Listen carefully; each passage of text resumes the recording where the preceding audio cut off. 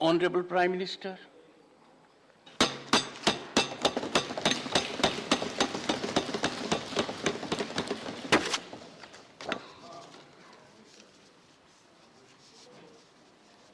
आदरणीय सभापति जी,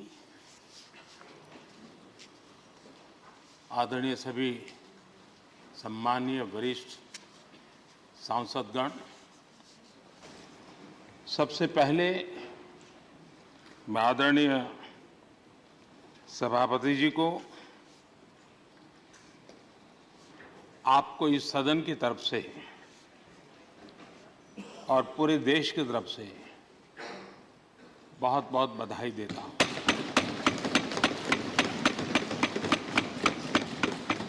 आपने एक सामान्य परिवार से आकर के संघर्षों के बीच जीवन यात्रा को आगे बढ़ाते हुए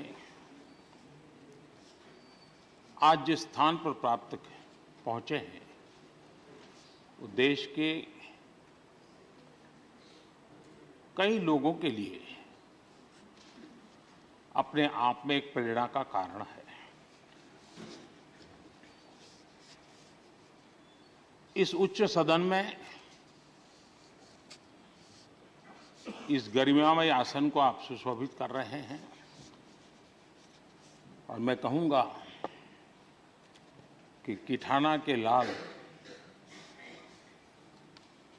उनकी जो उपलब्धियां लोग देश देख रहा है तो देश की खुशी का ठिकाना नहीं है।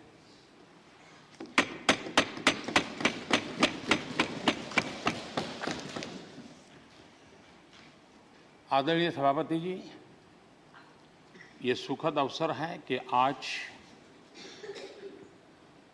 आर्म फोर्सेस फ्लैग डे भी है।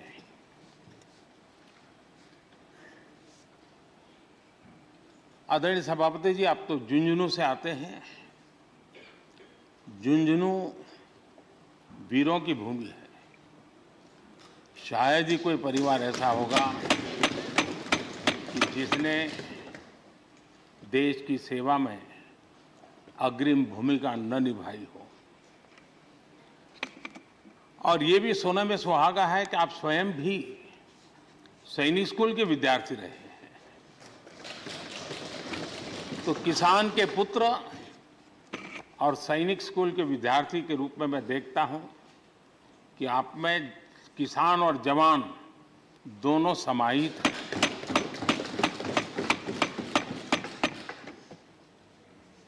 मैं आपकी अध्यक्षता में इस सदन से सभी देशवासियों को आर्म फोर्सेस फ्लैग डे की भी शुभकामनाएं देता हूं।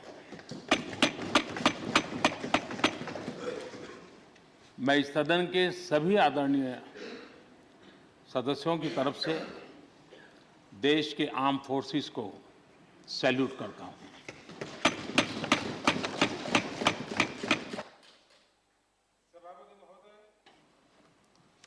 आज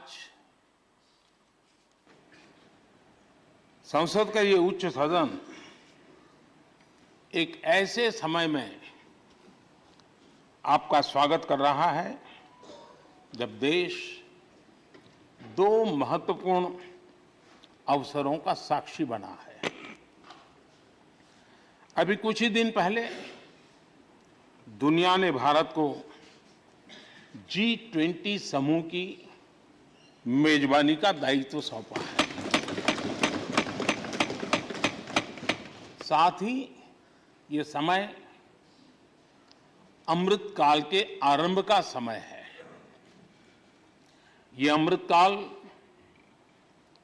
एक नए विकसित भारत के निर्माण का कालखंड तो होगा ही, साथ ही भारत इस दौरान विश्व के भविष्य की दिशा तय करने में भी बहुत अहम भूमिका निभाएगा। आदरणीय सभापति जी, भारत की इस यात्रा में हमारा लोकतंत्र, हमारी संसद, हमारी संसदीय व्यवस्था उसकी भी एक बहुत महत्वपूर्ण भूमिका रहेगी। मुझे खुशी है कि इस महत्वपूर्ण कालखंड में उच्च सदन को आपके जैसा सक्षम और प्रभावी नेतृत्व मिला है।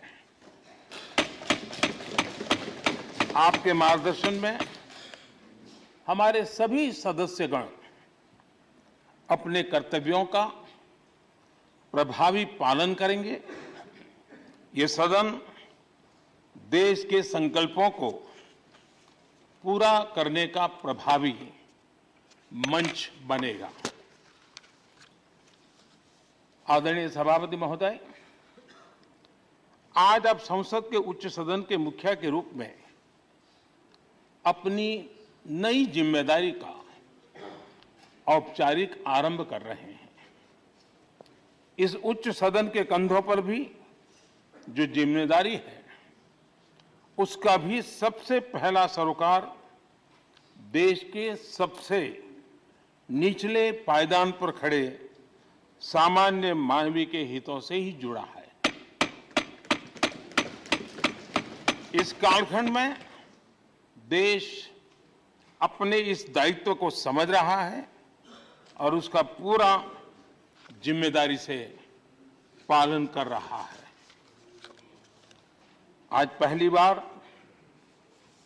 महामहिम राष्ट्रपति श्रीमती द्रौपदी मुर्मू के रूप में देश की गौरवशाली आदिवासी विरासत हमारा मार्गदर्शन कर रही है। इसके पहले भी श्री रामनाथ कोविंद जी ऐसे ही वंचित समाज से निकलकर देश के सर्वोच्च पद पर पहुंचे थे और अब एक किसान के बेटे के रूप में आप भी करोड़ों देशवासियों की, गांव, गरीब और किसान की ऊर्जा का प्रतिनिधित्व कर रहे हैं।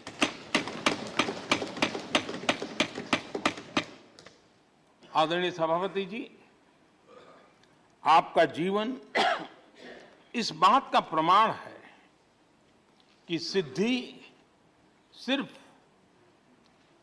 साधनों से ही नहीं, साधना से मिलती है। आपने वो समय भी देखा है जब आप कई किलोमीटर पैदल चलकर स्कूल जाते थे। गांव, गरीब, किसान के लिए आपने जो किया वो सामाजिक जीवन में रहे हर व्यक्ति के लिए एक उदाहरण है। आदरणीय सभापति जी, आपके पास सीनियर एडवोकेट के रूप में 3 दशक से ज्यादा का अनुभव है। मैं विश्वास से कह सकता हूं कि इस सदन में आप कोर्ट की कमी महसूस नहीं करेंगे।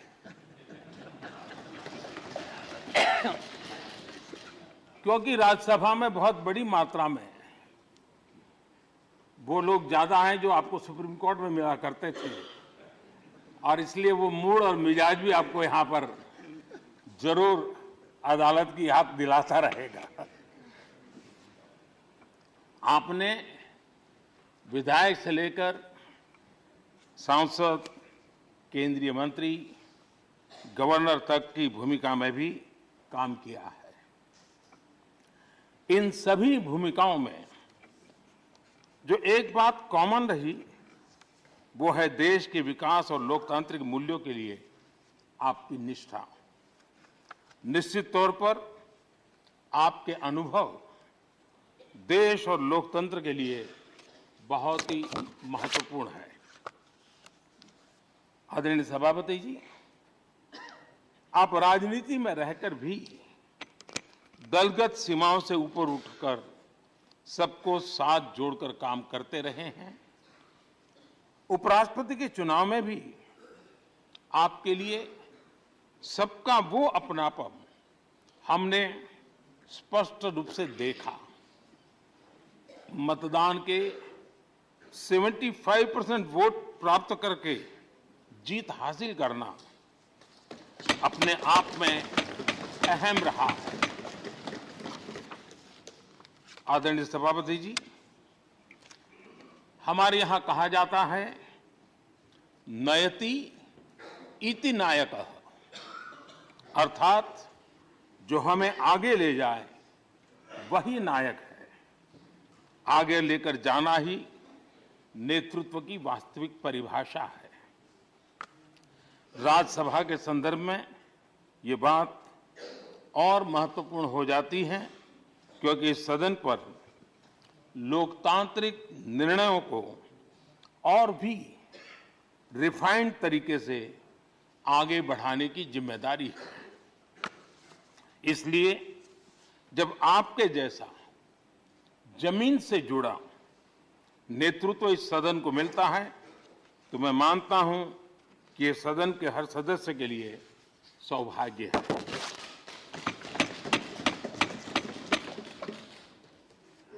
आदरणीय सभापति जी, राज्यसभा देश की महान लोकतांत्रिक विरासत की एक संवाहक भी रही है और उसकी शक्ति भी रही है।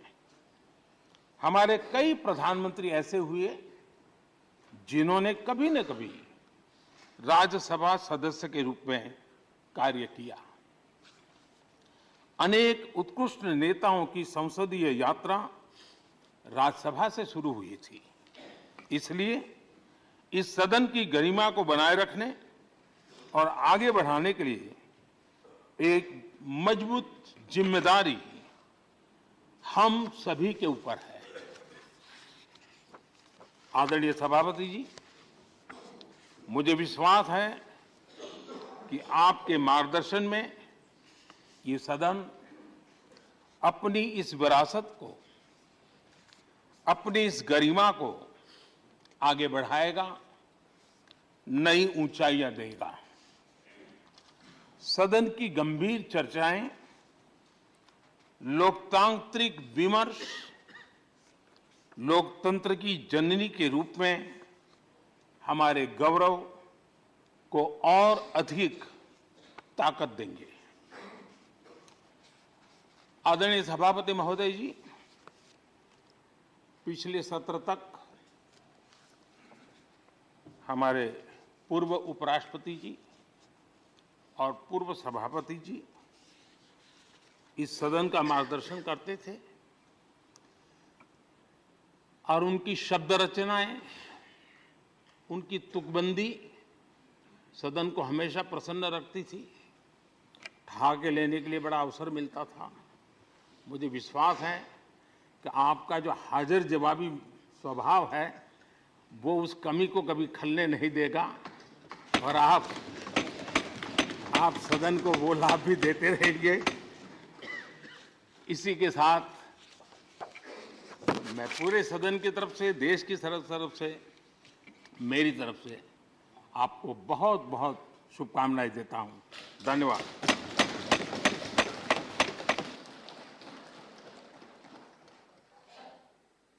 Honourable deputy chairman. आदरणीय सभापति जी, उच्च सदन राज्यसभा के आज उच्च आसन ग्रहण करने पर आपको बहुत बहुत बधाई। शीतकालीन सत्र के पहले दिन बहुत गर्मजोशी व आत्मीयता से आपका अभिनंदन। सदन के इतिहास में इस आसन पर बैठने वालों का गौरवपूर्ण इतिहास है। अपने अपने तरीके से सदन के कामकाज को सुचारू रूप से चलाने में सबका महत्वपूर्ण योगदान है।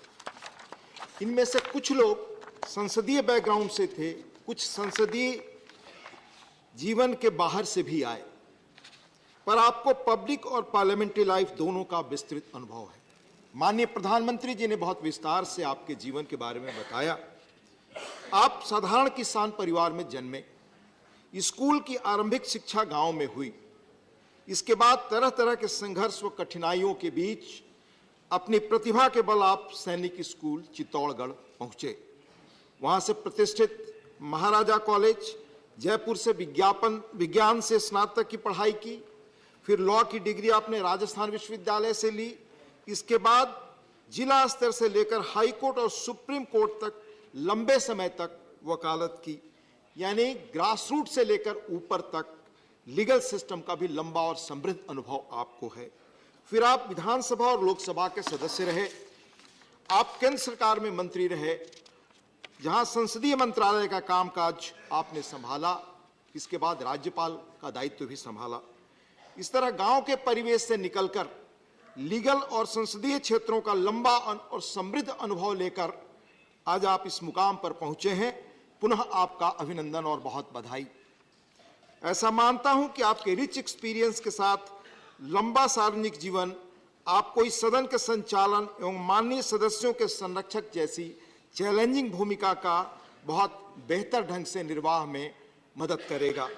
आपके सौम्य स्वभाव और व्यवहार कुशलता के संदर्भ में हिंदी मुहावरे को पुनः मैं रिपीट कर रहा हूं, जो माननीय प्रधानमंत्री जी ने कहा, सोने पे सुहागा जैसी बात है। सदन के कामकाज में हम सबका सहयोग आपको हमेशा मिलेगा। आपको पुनः बधाई व शुभकामनाओं के साथ अपनी बात खत्म करता हूं। आपने बोलने का मौका दिया, बहुत बहुत धन्यवाद। Honorable Leader of the Opposition.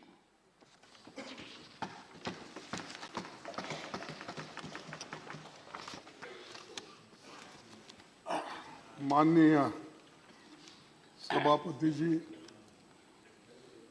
विपक्ष के साथियों और अपनी ओर से मैं राज्यसभा के सभापति के रूप में आपका अभिनंदन करता हूं। देश के दूसरे सबसे बड़े संवैधानिक पद उपराष्ट्रपति की जिम्मेदारी आपने 11 अगस्त 2022 को संभाल ली थी। वैसे तो व्यक्तिगत तौर पर आपसे मिलकर आपको बधाई दे चुका हूं, लेकिन अपर हाउस में सभापति के रूप में आपके स्वागत का मौका हमें आज मिला है। प्रधानमंत्री जी ने आपके कामकाज के बारे में और व्यक्तित्व के बारे में बहुत कुछ हमें बताए और बहुत कुछ रोशनी उन्होंने डाली। मैं वो फिर से दोहराना नहीं चाहता। मैं एक जरूर कहना चाहता हूं कि अपर हाउस के संरक्षक के रूप में आपकी भूमिका बाकी भूमिकाओं से बहुत बड़ी है। आप जिस आसन पर बैठे हैं वहां देश के कई महान हस्तियां बैठ चुकी हैं। हमारे 6 सभापति बाद में भारत के राष्ट्रपति भी बने। आप भूमि पुत्र हो, जैसा कि प्राइम मिनिस्टर ने कहा कि किसान के पुत्र, तो मैं तो भूमि पुत्र कहूंगा। राजस्थान के एक गांव से उपराष्ट्रपति और राज्यसभा के सभापति जैसे बड़े ओहदे तक आप पहुंचे हैं। संसदीय परंपराओं को आप समझते हैं। 9वीं लोकसभा में आप चुने गए थे और पार्लियामेंट्री अफेयर्स मिनिस्टर में उपमंत्री रहे थे। राजस्थान विधानसभा में एमएलए और पश्चिम बंगाल में कई सालों तक आप राज्यपाल रहे। कोऑपरेटिव मूवमेंट में और कई खेल संगठनों में आप जुड़े रहे। पढ़ने लिखने में आपकी रुचि है। आपका प्रोफाइल बहुत बड़ा है। मैंने पढ़ा, हमारे देश में संविधान सबसे ऊपर है। संसद के लोकतांत्रिक व्यवस्था का आधार स्तंभ है। संसद के पास संविधान संशोधन का भी अधिकार है। राज्यसभा और लोकसभा मिलकर भारत की संसद बनती है। कोई अकेला सदन खुद में पूर्ण नहीं है। संविधान के दायरे में दोनों सदनों को अपनी प्रक्रिया और नियम तय करने का अधिकार आपको है। हमारी संसदीय प्रणाली में राज्यसभा को चेंबर ऑफ आइडियाज या विचारों का सदन कहा जाता है। ये परमानेंट हाउस है और राज्यों का प्रतिनिधित्व करता है। राज्यों की राजनीतिक तस्वीर यहाँ नजर आती है। शुरुआत से ही संसदीय क्षेत्र के तमाम दिग्गज यहाँ की शोभा बढ़ाते रहे हैं। राज्यसभा ने भारतीय लोकतंत्र में संवाद की परंपरा को मजबूती दी है। अलग अलग विचारधाराओं की राजनीति का केंद्र होने के बाद भी यहाँ सबका लक्ष्य देश की तरक्की और उन्नति के बारे में हम हमेशा सोचते रहते हैं और सभी यही चाहते हैं जनता के सवालों पर गंभीर चर्चा हो और समस्याओं का समाधान निकालें। आपको सभा के दोनों पक्षों की हालत, नियमों, मेंबर्स के अधिकारों और भावनाओं की जानकारी है। जैसे संसद दो सदनों के मिलकर बनती है, उसी तरह लोकतंत्र सत्ता पक्ष और विपक्ष के दो पहियों पर चलता है। दोनों का अपना महत्व है, इसीलिए तो लोकतंत्र यशस्वी बनाया जा सकता है। बाबा साहब ने संसद की कार्यवाही को असरदार बनाने के लिए दोनों सदनों के लिए स्वतंत्र सचिवालय के गठन की बात कही थी।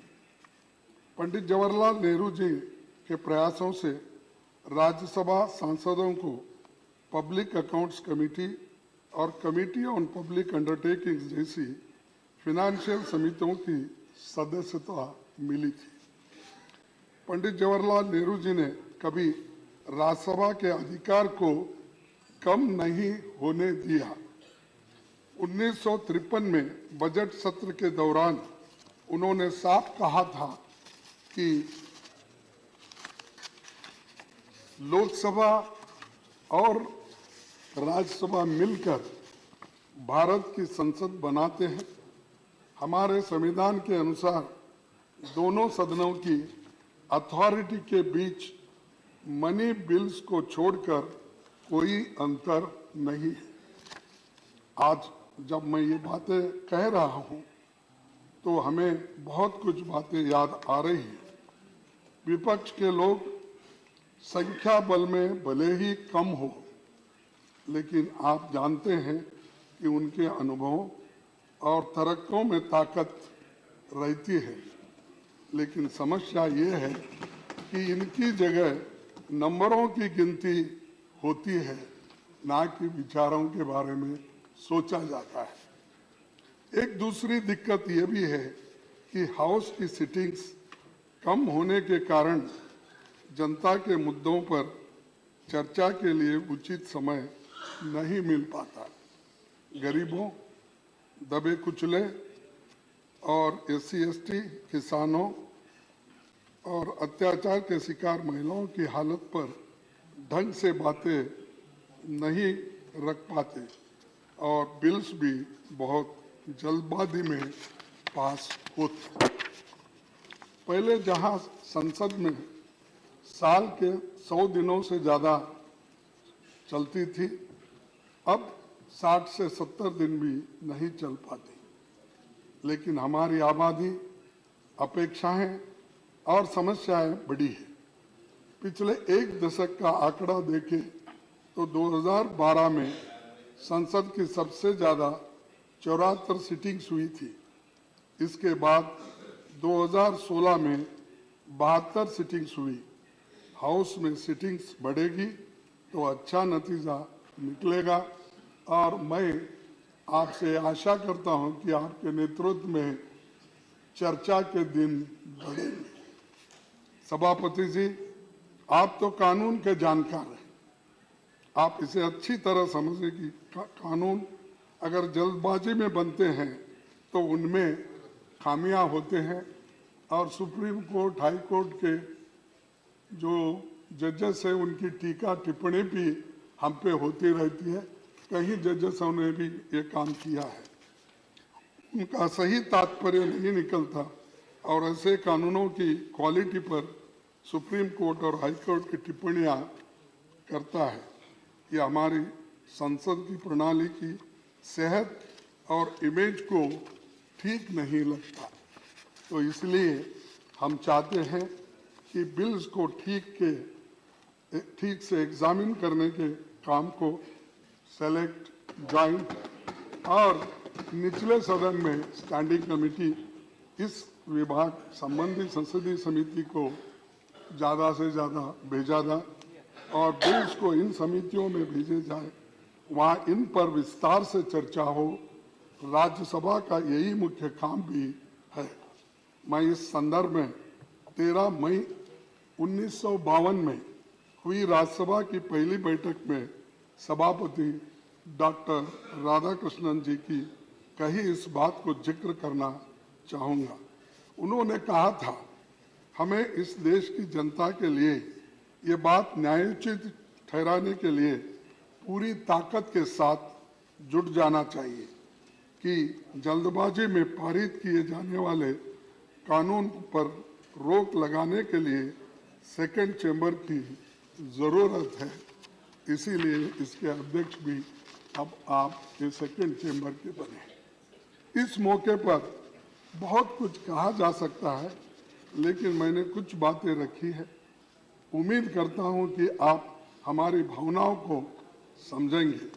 विपक्ष की ओर से हम यही कहना चाहेंगे कि आपको हम अपनी ओर से पूरा सहयोग देंगे। और मैं एक बात मैं कहना चाहता हूं, वो बात जरा खटक रही मुझे, क्योंकि जब कोई हमारे अपोजिशन के लोग मिलते हैं, हमारे पार्टी के लोग मिलते हैं, तो लास्ट यहाँ पर सदन में मैं कुछ एक शेर बोला था, शायरी बोली थी, उसके ऊपर ज़्यादा से ज़्यादा आप ध्यान देकर मुझे क्यों ऐसा कहे ये बात आपने बार बार कहा है, लेकिन मैं ये दोहराऊंगा कि इसको भी आप बुरा नहीं मानना चाहिए, क्योंकि ये सदन का है।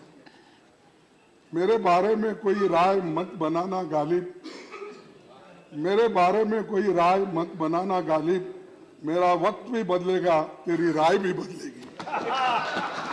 तो ये कहते हुए मैं आपको धन्यवाद देता हूं और ये सदन बहुत सुरक्षित चलेगा और हम पूरी कोशिश करेंगे हर बात पर आपको सहकार देने के लिए।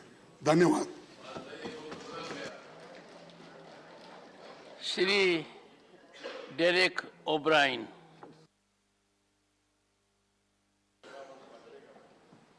Just now I have informed the Secretary.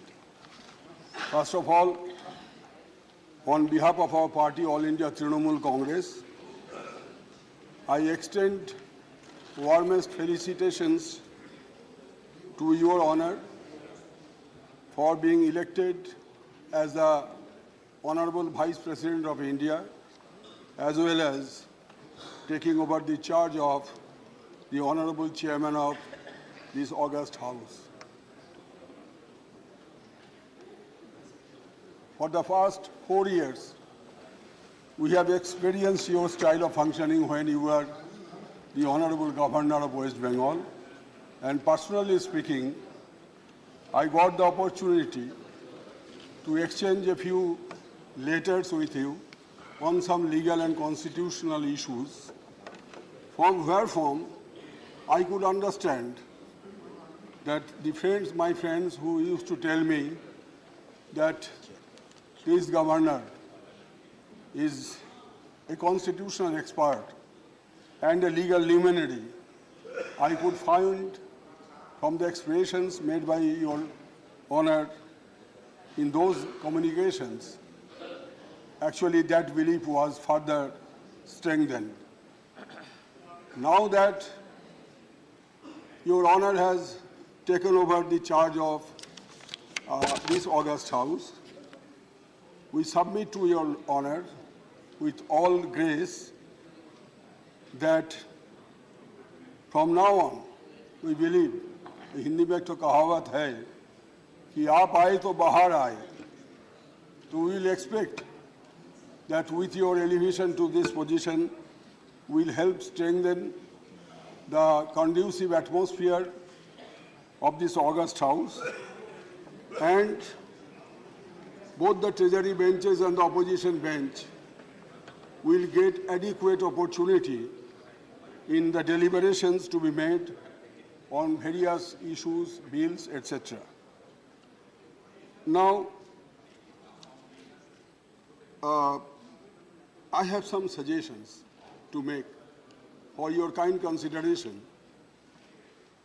हमने देखा कि लोकसभा में कुछ बिल, कुछ मुद्दा बहुत देर तक चर्चा होते हैं, लेकिन कभी-कभी ऐसा हुआ कि हम राज्यसभा में उतना समय हम लोगों को मिलता नहीं है, जो कि जरूरी मुद्दा है देश के लिए, वो मुद्दा को जरा ज़्यादा समय तक होना चाहिए।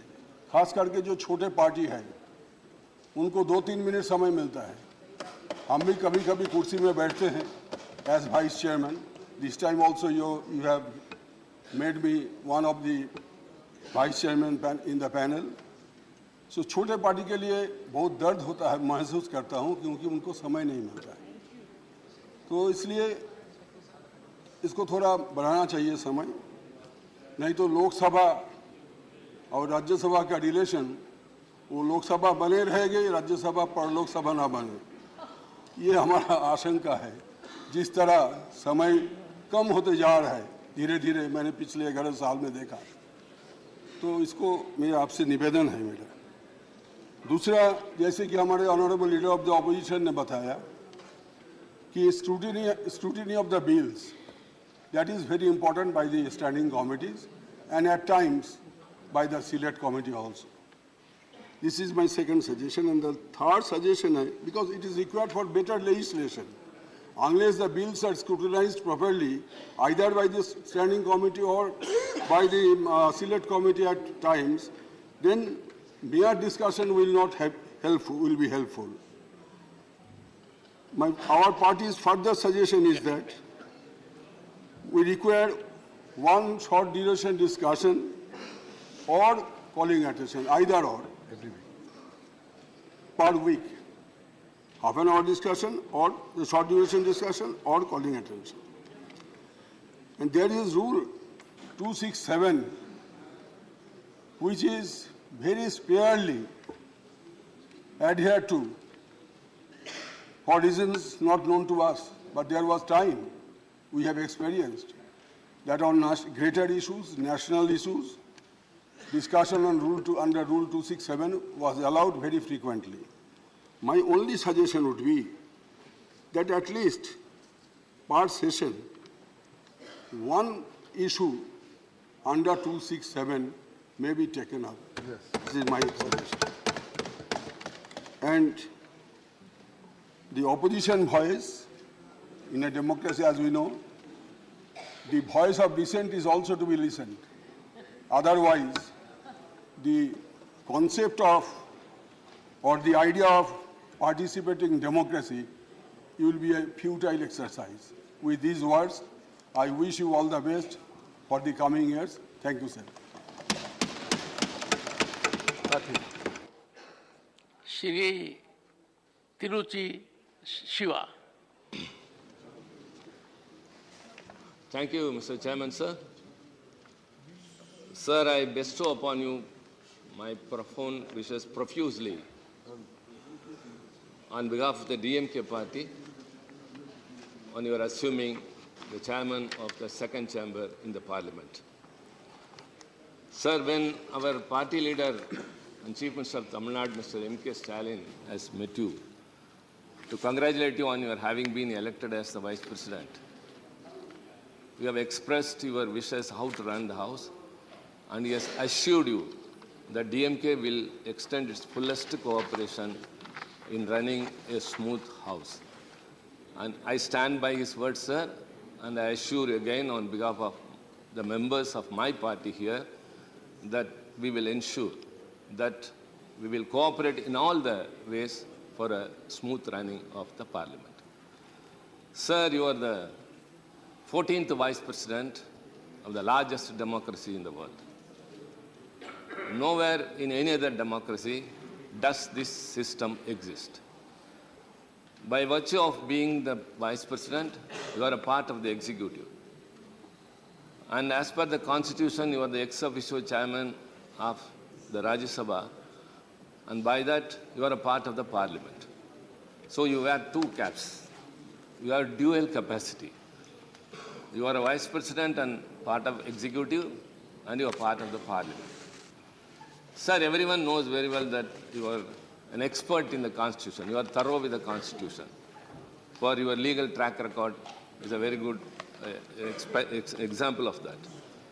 And now we know, sir, during the intercession period, after you have won the elections, every day you were here in the Parliament, attending the office, and now we are sure that you are thorough with the rules of the procedures and rules of conduct in the Rajya Sabha.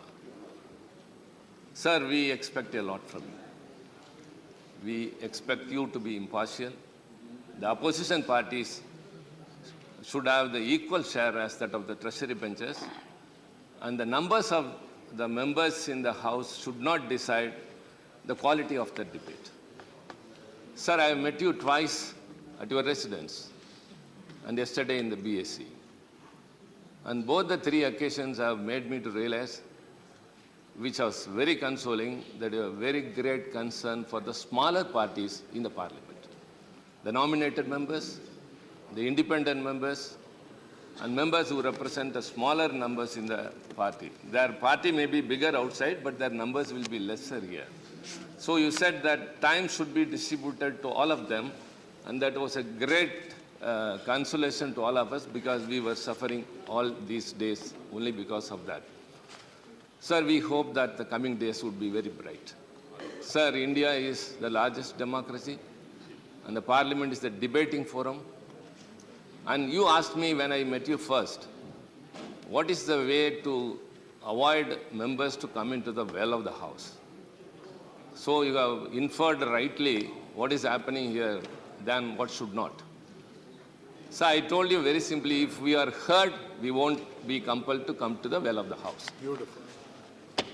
Members of the Parliament come here to voice the people, their issues, their concerns. And we are not, when we are not heard or when we are not led to speak, we have to resort to democratic process of coming to the well that has happened for years together. So, sir, I think whenever we have an issue and we raise to say something, if we are heard for a minute or two, automatically we will cool down since we have let out our feelings. Sir, we have very much hope upon you, sir. And I should say that Maya Angelou, when Mr. Clinton took his office, what she said, the great African-American poet said, sir, with the grace of you, look upon the country, look upon our faces, and simply with hope say, good morning. Every new year dawns with a hope that the next year will be very prosperous.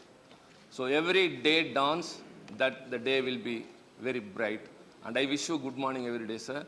And you also, please, wish us good morning. Not only that, ensure us that the Parliament will be very productive in the coming days.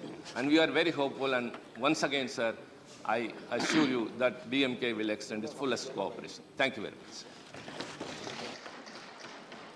Honorable former Prime Minister Shri S.D. Devgowda.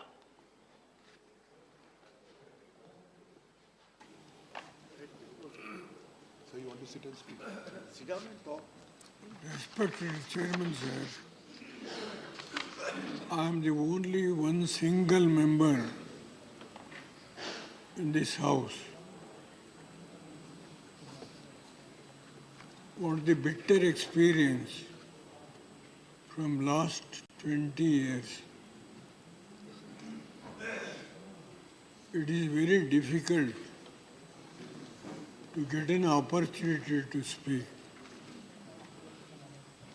The decision made by both the houses, a single member cannot take more than 2 to 3 minutes. That is a bitter experience I had either in this house or in the other house. Sir, Being a farmer, coming from the rural area, I used to take a lot of time on the subject of farming community, on the subject of rural development. But unfortunately, the time fixed only 2 to 3 minutes. This is the bitter experience I have got. May I humbly request you, sir, whenever these issues are going to come, the experience I have got, only 2 to 3 minutes, that should be reconsidered when a subject belongs to the rural India or the farming community. Any development thing, I don't want to take unnecessary time of the house. This is only request I would like to make to the Honorable Chairman and the Vice President of India. With these words, I once again thank you very much, sir. If you allow me to speak few minutes more on the issue of farming community and also rural development. This is a humble request, Mr. Vice President and the Chairman of this House.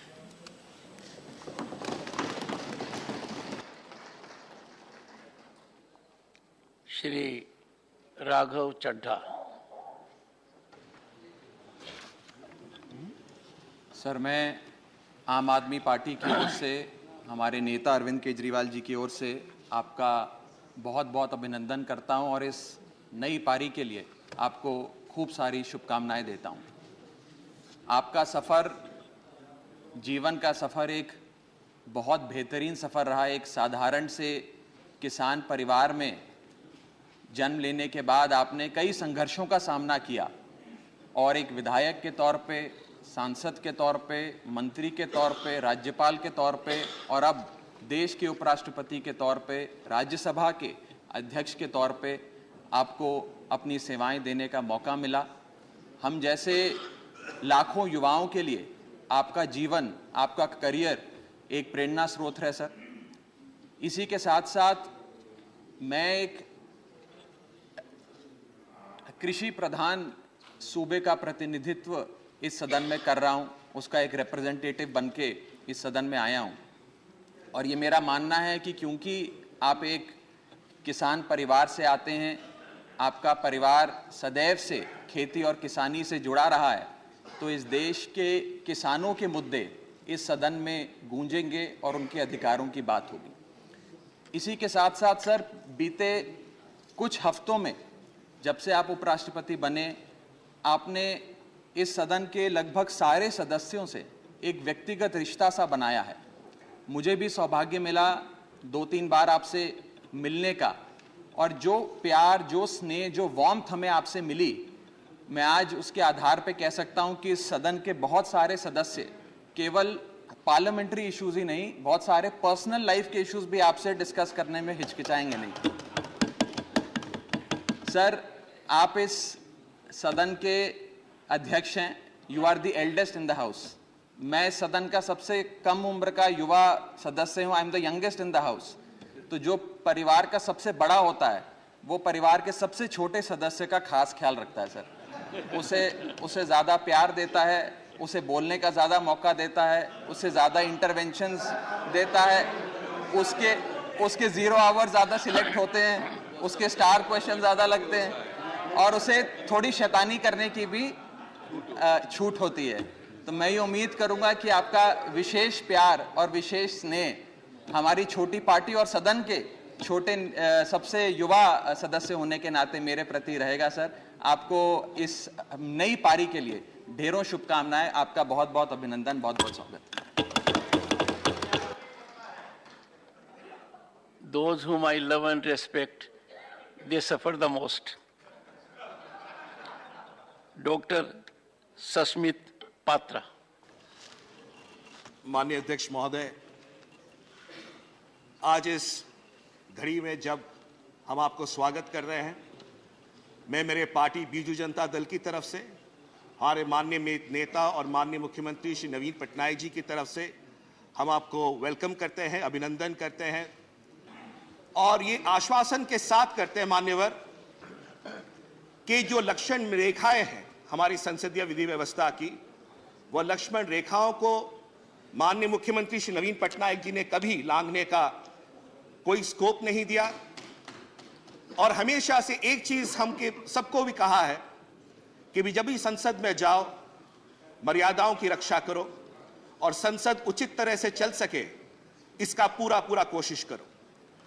तो ये अवसर मैं लेना चाहता हूं मान्यवर, आपकी अध्यक्षता में, आपके मार्गदर्शन में बीजू जनता दल इस सदन में जो गरिमा है उस गरिमा को रखते हुए हमारे माननीय नेता श्री नवीन पटनायक जी के मार्गदर्शन में जो हमने सीखा है उसके साथ हम इस सदन को स्मूथली और सुचारू रूप से चलाने में आपका पूरा सहयोग देंगे। मान्यवर, मैं ये अवसर लेना चाहता हूं ये कहने के लिए that you are an distinguished man of law who is presiding on the highest house of lawmaking.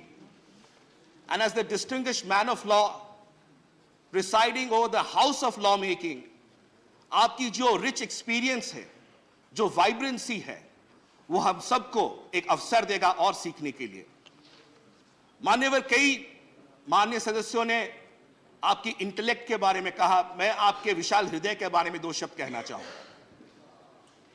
मान्यवर, कुछ ही दिन पहले मैं अपने परिवार के साथ सदन में आया था और सदन बंद था तो उनको घुमाने लेके आया था और जब मैं घुमान लेके आया यहां पर तो मुझे सुनने में आया कि आप चेंबर में हैं, आए हुए हैं। स्वाभाविक तौर से आप अध्यक्ष हैं, माननीय उपराष्ट्रपति जी हैं, तो अपॉइंटमेंट लिया जाता है, प्रोटोकॉल लिया जाता है और उसके बाद आपसे मिला जाता है। पता नहीं मुझे क्या हुआ, मुझे लगा आपसे मैं मिला एक दो बार, मुझे लगा कि नहीं, मैं माननीय अध्यक्ष जी को एक स्लिप भेजता हूं कि मैं अपने परिवार के साथ आया हूं, क्या मुझे 30 सेकंड आपके मिल सकते हैं। माननीय अध्यक्ष महोदय, आपका इतना विशाल हृदय है कि आपने सिर्फ दरवाजे नहीं खोले, आपका दिल का हृदय खोला, पूरे परिवार को अंदर बुलाया, चाय पिलाई, गपशप करी और मेरे बच्चों को भी आपने इंस्पायर किया। यह बताता है कि किस तरह से आपका हृदय, आपकी सोच सिर्फ सांसदों के लिए नहीं, उनके परिवारों के लिए है और आपके जो विश्वास है कि किस तरह से आने वाले दिनों में इस सदन को और आगे लिया जा सकता है, ये इसका एक प्रतिबिंब है। मान्यवर, आपने बिजनेस एडवाइजरी कमेटी में कल एक बहुत खूबसूरत बात कही, मैं शांत होकर सुन रहा था। आपने कहा that whenever there is any matter, I will first look to the opposition, then I look to the government and then again I look to the opposition. That shows the strength, that shows your commitment, that shows your vision of running the house, sir. I thank you for that. मान्यवर, आखिरी बात कहूंगा, ये सदन council of states है, हम उड़ीसा से आते हैं और कई ऐसे विषय होते हैं जो कि सदन में स्टेट्स के बारे में चर्चा होती है।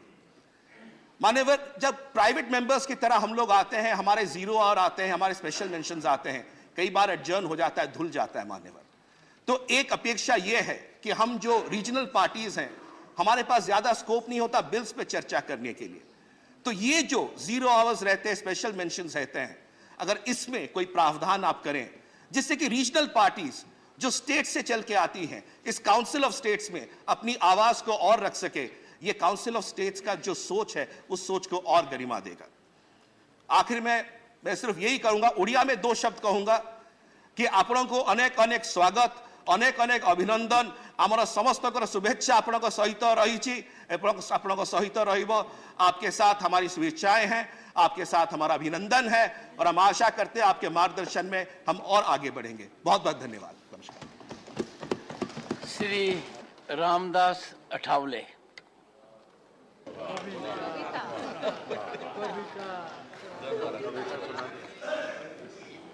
आदरणीय महोदय, मैं तो अन्याय के खिलाफ लड़ा हूं, मैं तो अन्याय के खिलाफ लड़ा हूं, इसलिए आपको बधाई देने के लिए यहां खड़ा हूं। आपका अनुभव बहुत ही बड़ा है, आपका अनुभव बहुत ही बड़ा है, इसलिए आपने संघर्ष का पहाड़ चढ़ा है। मेरे पार्टी का मैं हूं अकेला, मेरे पार्टी का मैं हूं अकेला, लेकिन मेरे हाथ में है संविधान का पेला। मैं हूं मेरे पार्टी का अकेला, लेकिन मेरे हाथ में है संविधान का पेला। मैं तो हूं आपका सच्चा चेला, मैं तो हूं आपका सच्चा चेला, मुझे मत छोड़ो अकेला।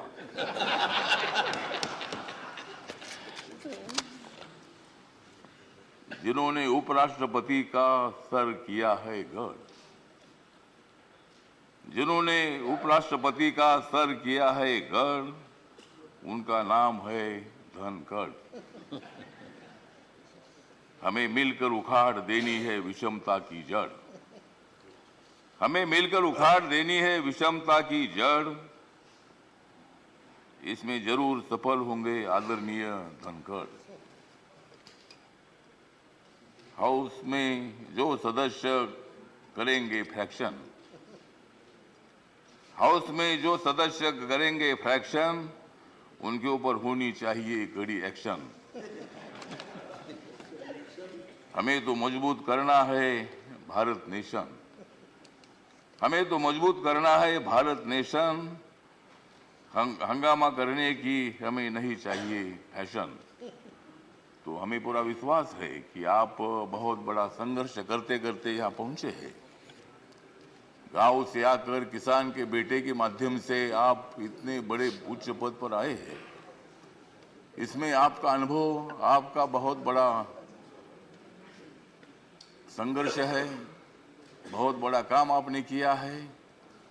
आपने पश्चिम बंगाल में गवर्नर का जो काम किया है, बहुत बड़ा वहाँ चैलेंज था, वहाँ काम करना बहुत बड़ा मुश्किल था, लेकिन आपने बंगाल में बहुत अच्छा काम किया है और बंगाल में अच्छा काम आपने किया है, इसीलिए आपको यहाँ लाने की कोशिश जरूर हुई है। मतलब आप एक संघर्षशील नेता है।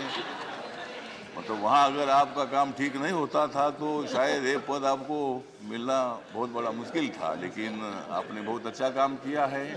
ठीक बात है, बंगाल भी अपना ही है, सभी बंगाल के नेता भी अपने हैं। देश का एक वो राज्य है और कोई भी राज्य हो, यहाँ किसी पार्टी की सत्ता आती है जाती है, कोई मुख्यमंत्री होता है, कोई नहीं होता है।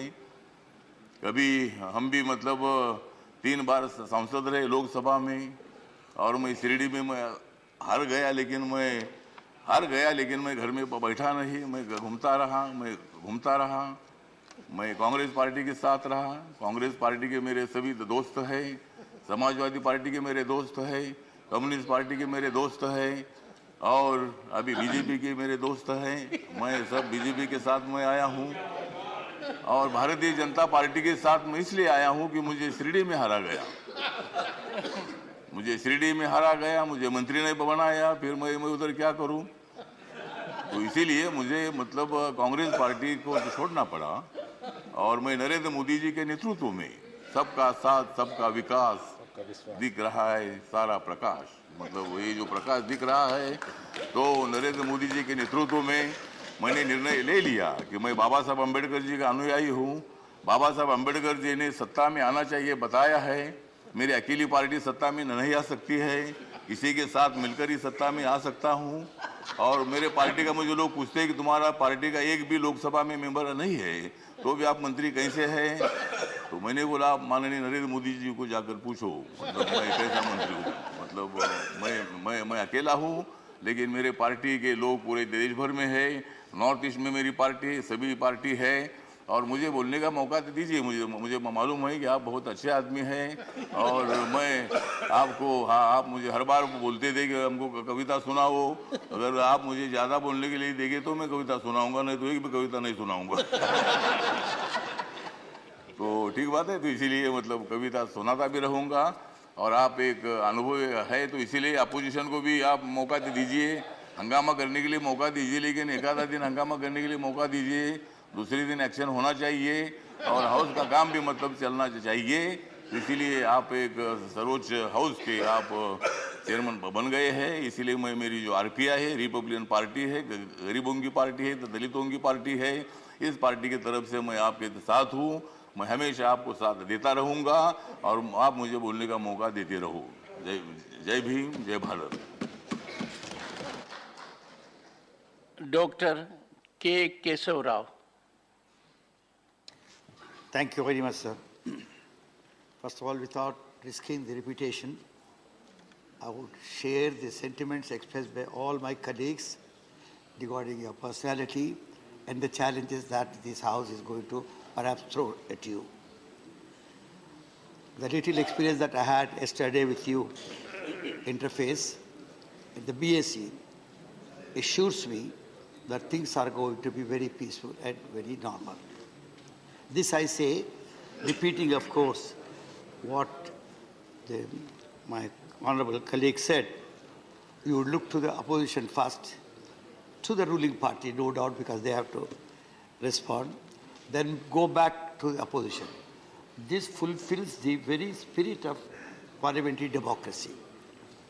We had the other day, yesterday morning, we had an all-party meeting. The total brunt of the discussion was this parliament should represent the voice of the opposition. This came from the TMC. I would rather say it is not opposition, but voice of the people, the sufferers, the people who are suffering. So everybody must get some chance to speak. And the answer to that was time management. Sir, I would not take much time, but except tell you, this is nothing but time management. Rules are rules, but some have to be kept by the spirit and some by their word. And I tell you, you might be an expert in constitution, which you are. We would not like to tell it, but always the rules of the constitution is not going to pay at all in deliberations like this. We need to understand the mood of the people, the spirit of their saying, and also the needs, because we are not at crossroads, we are at crossroads. Total things are crossed. So things require entirely different light.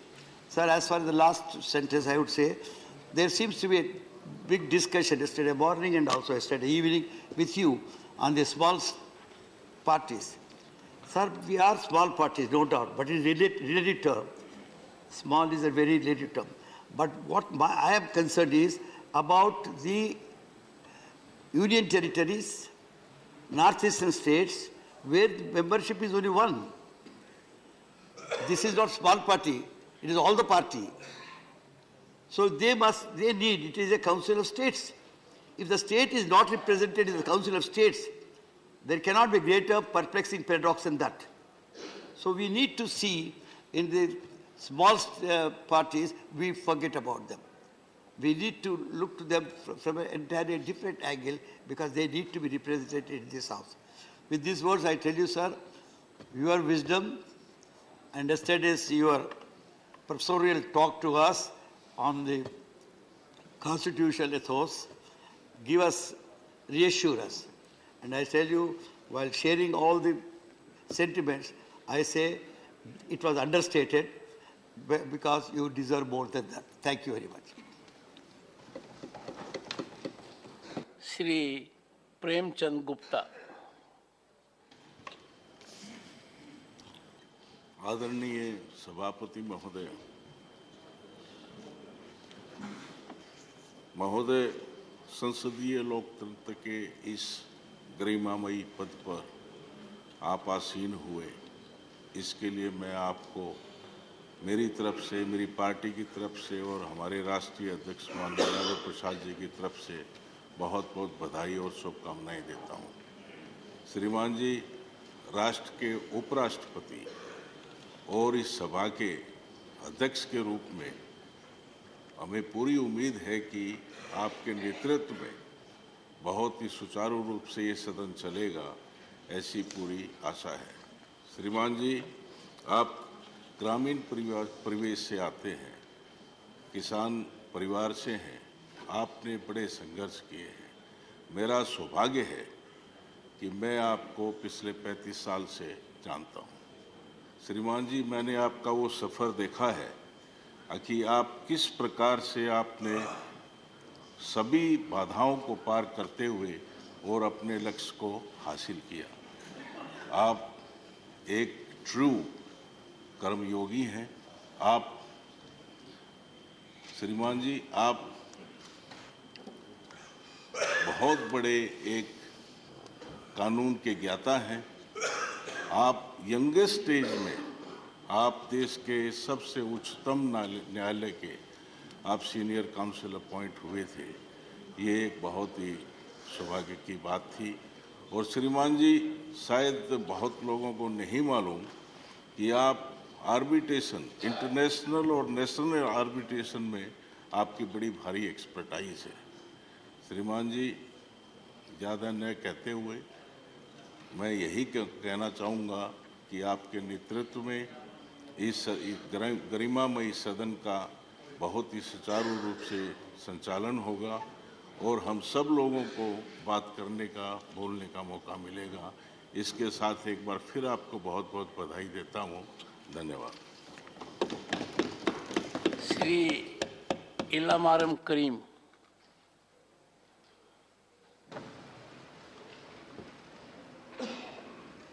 Button वो दबाया, light नहीं जल रही। सरकार Honorable Chairman, on behalf of Communist Party of India Marxists, I welcome the chairman post. Sir, as a well-experienced parliamentarian, I hope you can uphold the glorious past of our parliament. Our nation is defined as a union of states by the Constitution. Each member represents each state.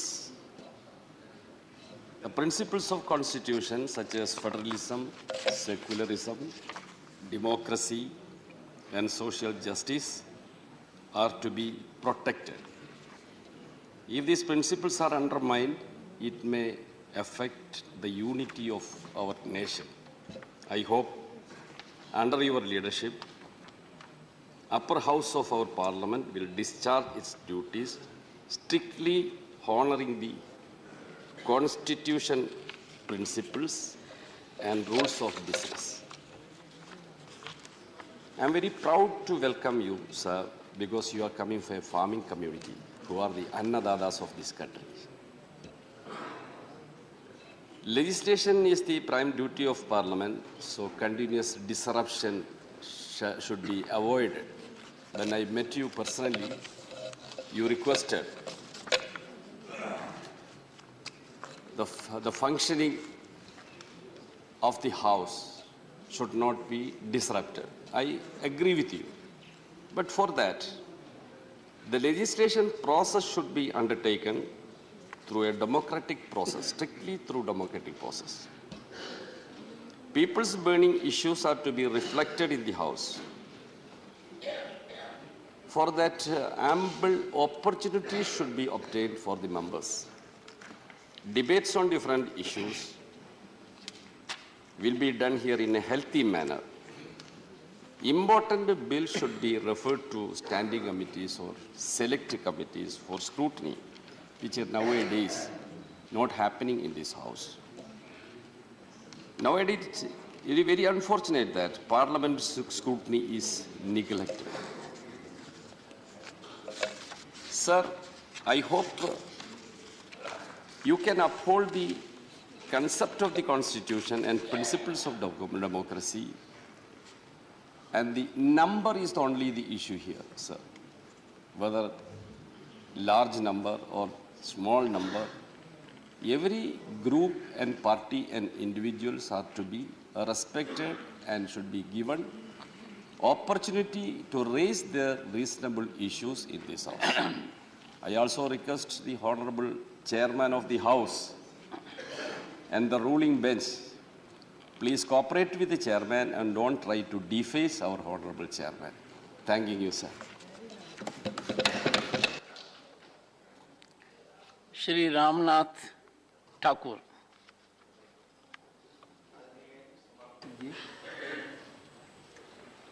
मैं अपने दल Janata Dal you हमारे नेता नीतीश कुमार जी की तरफ से और मैं अपनी तरफ से अपने परिवार की तरफ से आपका हार्दिक अभिनंदन, हार्दिक स्वागत करता हूं। मैं दो बातों की तरफ आपसे निवेदन के तौर पर रखना चाहता हूं। छोटे छोटे दलों को आप जिस तरह आप गरीब परिवार से आए हैं, किसान के रूप में, वरिष्ठ अधिवक्ता के रूप में, जब आपके यहाँ गरीब मुवक्किल आते रहे होंगे तो उनके प्रति जो आपकी हमदर्दी रहती होगी, उस हमदर्दी को रखते हुए आप छोटे छोटे दल के लोगों को अधिक समय देकर आप गौरवान्वित करने का अनुभव प्राप्त करेंगे, यह आपसे मेरा निवेदन है। अंत में मैं आपसे कहना चाहता हूं कि जो कुछ मेरे पास था तुझ तक ले आया हूं। देख देख दामन छोड़ के न जाना तू, याद रहे हम सबकी, यही कहने आया हूं। धन्यवाद। Doctor थंबिदुरई। Honorable Chairman, Vanakkam sir. On behalf of ADMK party and my General Secretary Edappadi Palaniswamy, I congratulate you to occupy this highest position, sir. Sir, you know very well, as Prime Minister said, so many eminent persons served in the House, still serving eminent persons in the upper house. You are seeing the photograph opposite Dr. Radhakrishnan.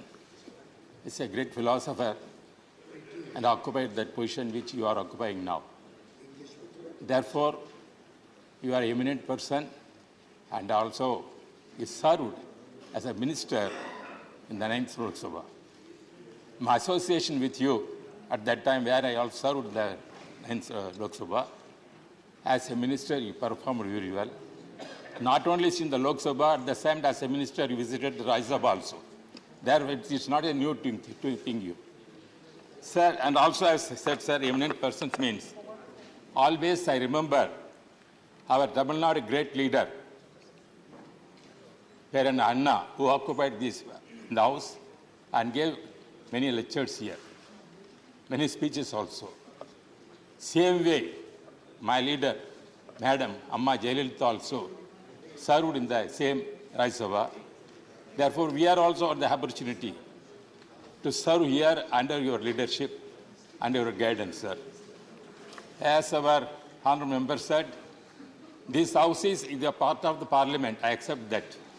At the same time, it represents the Council of States. Most of the members representing from various states, they have come over here, not only pass many legislation, and also they protect the states' rights, federalism. The federalism is the most concept. This is the House represents that, sir. And also, sir, as others said about you, you are coming from an agriculture family and also became an eminent lawyer and also served as a minister also. Therefore, you know very well about the sentiment of the House. As other members said, sometimes may be small number here, sometimes may large number also. In the politics, it may change. Therefore, small numbers cannot be treated as small members because people are always with the small members also in the higher level. That is the position in democracy. Therefore, as others requested, we have to give the more time to others. And also one representation I want to make is humbly to make to you, sir. When you were calling for, I also served as a presiding officer nearly 15 years in the Lok Sabha. As Deputy Speaker Lok Sabha panel of chairman, I served there 15 years. When I am presiding over, at that time we are taking the numbers of when allocating the time for the various political parties. At that time we have to call the small party, different numbers we have to take, sir. Here what is happening? Single member is called at the same time, 4 members we are also part at the same time. It is calling, it's not correct, sir. That I request you, the numbers has to take it. The Lok Sabha we have to take first numbers only. That according to that we are calling. But here the system is different. I request you please to consider it. And also, sir, I am having very affectionate with you, and I hope that on behalf of my ADM party, I will be supporting you. And once again, I congratulate you on behalf of my ADMK party and of my General Secretary, Thank you very much, sir. Shri Praful Patel.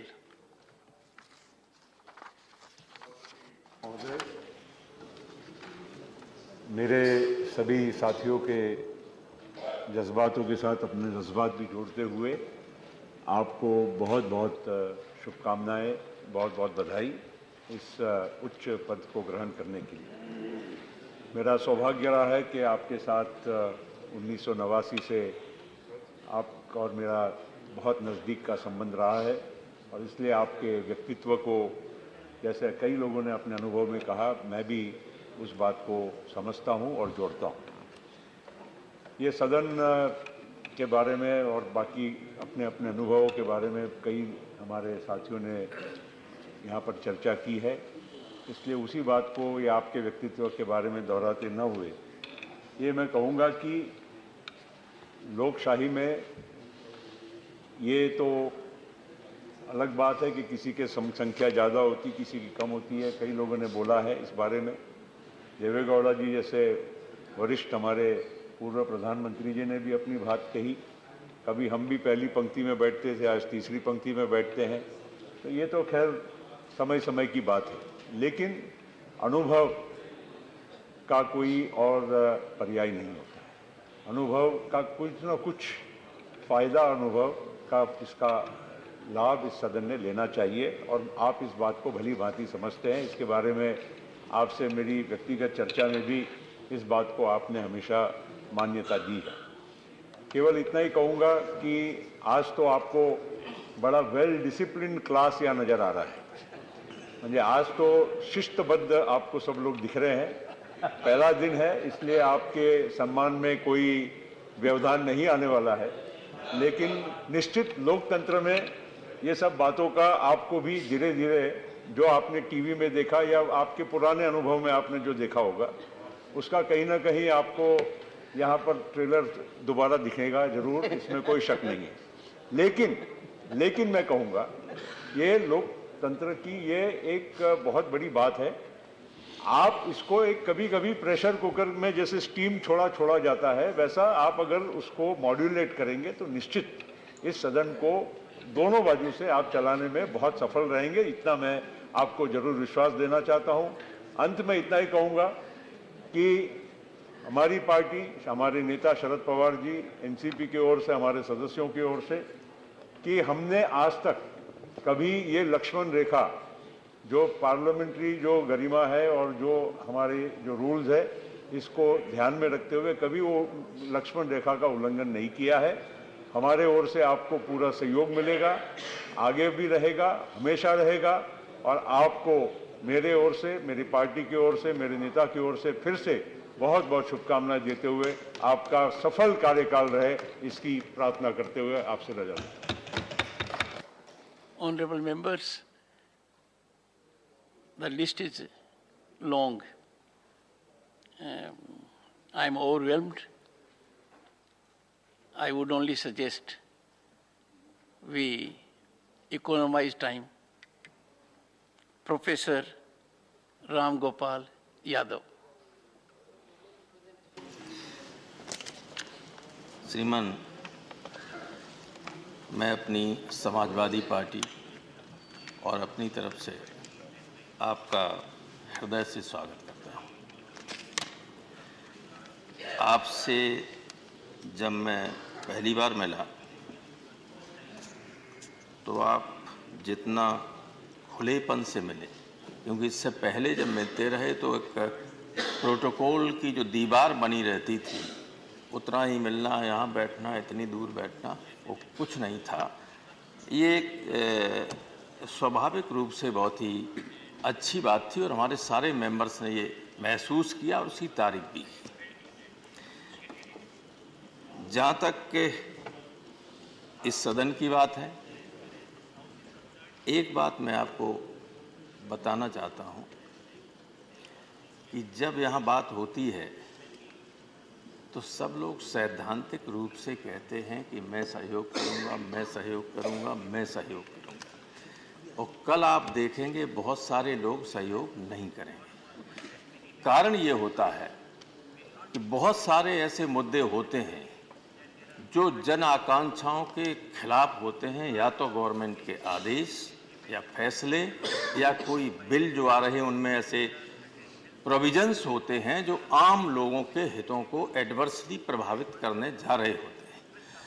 तब जनता, जिनके हम प्रतिनिधि हैं, उनकी अपेक्षा होती है कि हमारी बात को यहाँ बैठे हुए लोग कहें, और अगर इजाज़त नहीं दी जाएगी तो ये साइलेंट नहीं बैठ सकते, और साइलेंट बैठेंगे तो कल हमसे कहेंगे हमारे हितों के खिलाफ जब कानून बन रहे थे तो आप क्या कर रहे थे हाउस में। ये मजबूरी विपक्ष के लोगों की समझने की आवश्यकता है सबको। इसलिए मैं आपको बधाई तो देता हूं, स्वागत करता हूं, लेकिन ये आपसे वादा नहीं करता हूं कि सदन में व्यवधान उत्पन्न नहीं होगा। अगर जनहित के खिलाफ कोई बात होगी तो निश्चित रूप से होगा। बहुत बहुत धन्यवाद। Shrimati Priyanka Chaturvedi.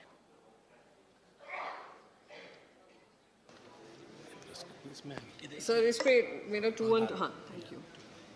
Honourable chairman sir, मैं अपनी पार्टी की तरफ से, शिवसेना की तरफ से और पार्टी के अध्यक्ष श्री उद्धव बाला साहेब ठाकरे जी की तरफ से आपको बधाई देना चाहूँगी और आपको शुभकामनाएं भी देना चाहूँगी कि आने वाले समय में आपका एक फ्रूटफुल टेन्योर रहे, सक्सेसफुल टेन्योर रहे। Sir, Rajya Sabha council of states है। हम सब अपने अपने राज्यों से चुनकर आते हैं। राज्यों की जो तकलीफ़ें हैं, जो दिक्कतें हैं, हम उसको एक नेशनल लेवल पे लाकर उसके पे व्यापक चर्चा चाहते हैं। और राज्यसभा एक सबसे इम्पॉर्टेंट प्लेटफॉर्म है जहां हम अपनी राज्यों की दिक्कतें बता सकें। दुर्भाग्य ये है कि आजकल सुनवाई कम होती है और आरोप ज़्यादा लगते हैं। तो आपसे, आपकी तरफ देखकर मेरी बस यही उम्मीद रहेगी कि आप इस पर संज्ञान लेंगे, विपक्ष को भी बोलने का मौका मिलेगा। साथ ही साथ बहुत माननीय सांसदों ने कहा कि हम लक्ष्मण रेखा नहीं पार करना चाहते हैं और लक्ष्मण रेखा पार भी नहीं करते हैं। कोई भी यहाँ पर विपक्ष में, मैं मानती हूँ, लक्ष्मण रेखा नहीं पार करना चाहता है, पर सर जब अहंकार धर्म के ऊपर हो जाता है तो लक्ष्मण रेखा पार करना विपक्ष की जिम्मेदारी हो जाता है। तो वो काम हमने निभाया है, निभाते रहेंगे और उम्मीद है कि आपके एक्सपीरियंस को आप ध्यान में रखकर हम सभी को हमारी पार्टी की बात रखना, हमारे राज्य की बात रखने का महत्व देंगे। बहुत बहुत धन्यवाद sir, thank you so much. Shri Vinoy Viswam. Thank you, sir. Sir, I welcome you. I bow my head before you, and I wish you all possible cooperation. Sir, I may request you, kindly cooperate with us, to cooperate with you. When I say this, I mean not only you, the government also has to cooperate with us. Sir, we are here to raise the voice of the people, and we will be doing that task of ours. Sir, I represent a small party, but I believe the small party is a great party which always has stood for the cause of the people, cause of the country, the cause of the Constitution, always held the values of the democratic norms, secularism, federalism, and this country's socialist goals. With this, we came here, and we have a right here, a duty here, to raise those tasks in our capacity as much as possible. So this is the parliament. And in this parliament, we are sure that we have a role as opposition. Only that role we will play here. We heard the Honorable Prime Minister in the morning. He talked about Amrit Kal, the G20 chairmanship. We all wish that in this Amrit Kal, during this period of chairmanship, India can come to the better position in the global hunger index. We stand for that. He talked about Adivasis, Dalits, and women And we wish that all those promises made by the government for these sections, deprived sections, be fulfilled. We argue for that. And for such activities, we expect that they will cooperate with us. Sir, you are a Kisan-oriented man. He also talked about the Kisan. We have a request. Kindly legalize the MSP for the Kisan. So the promise, sir, one more. Sir, short duration discussion, calling attention, Rule 267, all these are in the rule book. We ask only those items in the rule book. But many a time, when it is denied, we have no other option but to raise the voice. Kindly help us not to raise the voice. Sir, one more thing, sir. I cannot resist myself because I felt it very seriously. When we met yesterday for the first time, I thought that you'll be a man of great protocol and great high-handedness. I came with that expectation. But you shattered all my expectations. You beheld me as a man known to me for so many years. I never expected a vice president, a chairman, to come to the car to see of a member. You did that. The first time yesterday, I talked to my wife. I never report my parliamentary experience to my wife on a day-to-day basis. When I see her, I tell her. But yesterday, I thought that I should talk to her. I told her I met the chairman. And I told, he asked about you. He asked about our daughters. He knows everybody. Then she asked me how. I don't know how, but that is you. And my party have great trust on you, sir. And with this words, I conclude. Shri Ramji.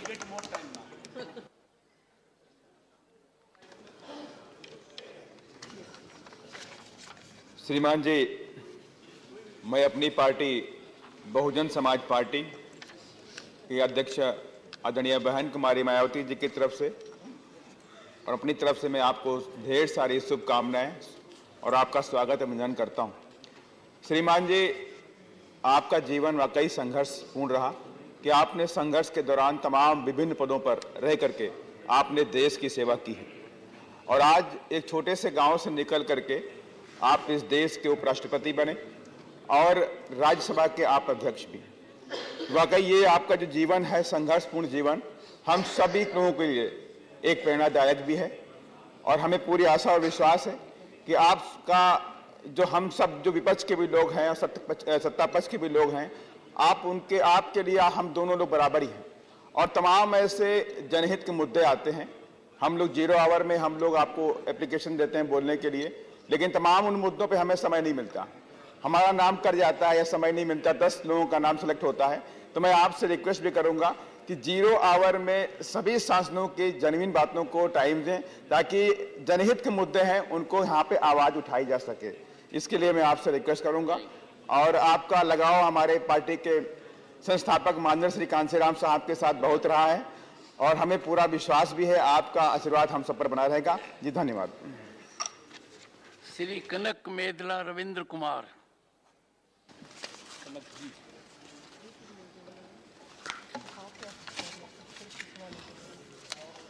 Sir, Chairman, sir. Thank you for giving us opportunities.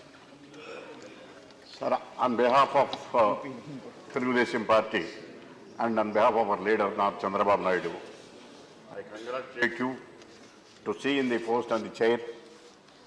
Sir, you hail from a remote village in Rajasthan and reached the heights of the second constitutional post of this as Vice President of this one. Sir, apart from that, you are a constitutional expert and also constitutional safeguard. You have filed a position to protect the safeguard the provisions of the Constitution. And, sir, you belong to legal fraternity. I am very happy to know that you have practiced from Magistrate Court to District Court, High Court and Supreme Court. Sir, you know the importance of the time and giving the opportunity to the members, and unlike advocates. If the advocate did not get an opportunity, did not allow by the judge to present his case, he may lose his case. So likewise, if the opportunity is being given to a member, then he will justify his, his duties as a member of the Rajya Sabha, and examining in the same point, similar point, I hope that you will give opportunity to the smaller parties, since I am the lone member from our party, and I expect that you will give sufficient time to participate in the debates and all citizens. Thank you, sir. Once again, congratulations. Shri Abdul Wahab. आदरणीय सभापति जी, मेरे तरफ से और my party Indian union Muslim league, मेरा party president Sadiq Ali Shihab तंगल से आपको कामयाब देते हैं। हम हिंदी में पहले दफा, अच्छा है ना, सुस्वागत। Great future for you. Okay, Hindi में पहले बार बात करता है इधर। मेरा DMK friends may not like this, but okay, Shivaji is hello. Okay, I am last how many 12 years I am known as a 1-minute speaker for 2 minutes maximum, even though I am allotted 3 minutes, 5 minutes. My only request to you, this one, instead of putting us the tail enders, you put just like what you call a sandwich. One party, then small party, then one party, then small party, so that it will be justified and we can tell something, some points. Otherwise, everything is told by everybody. So, मेरा request है, ये ऐसा करने के सब कामयाब आपको नमस्कार। Shri Birendra Prasad Wesh.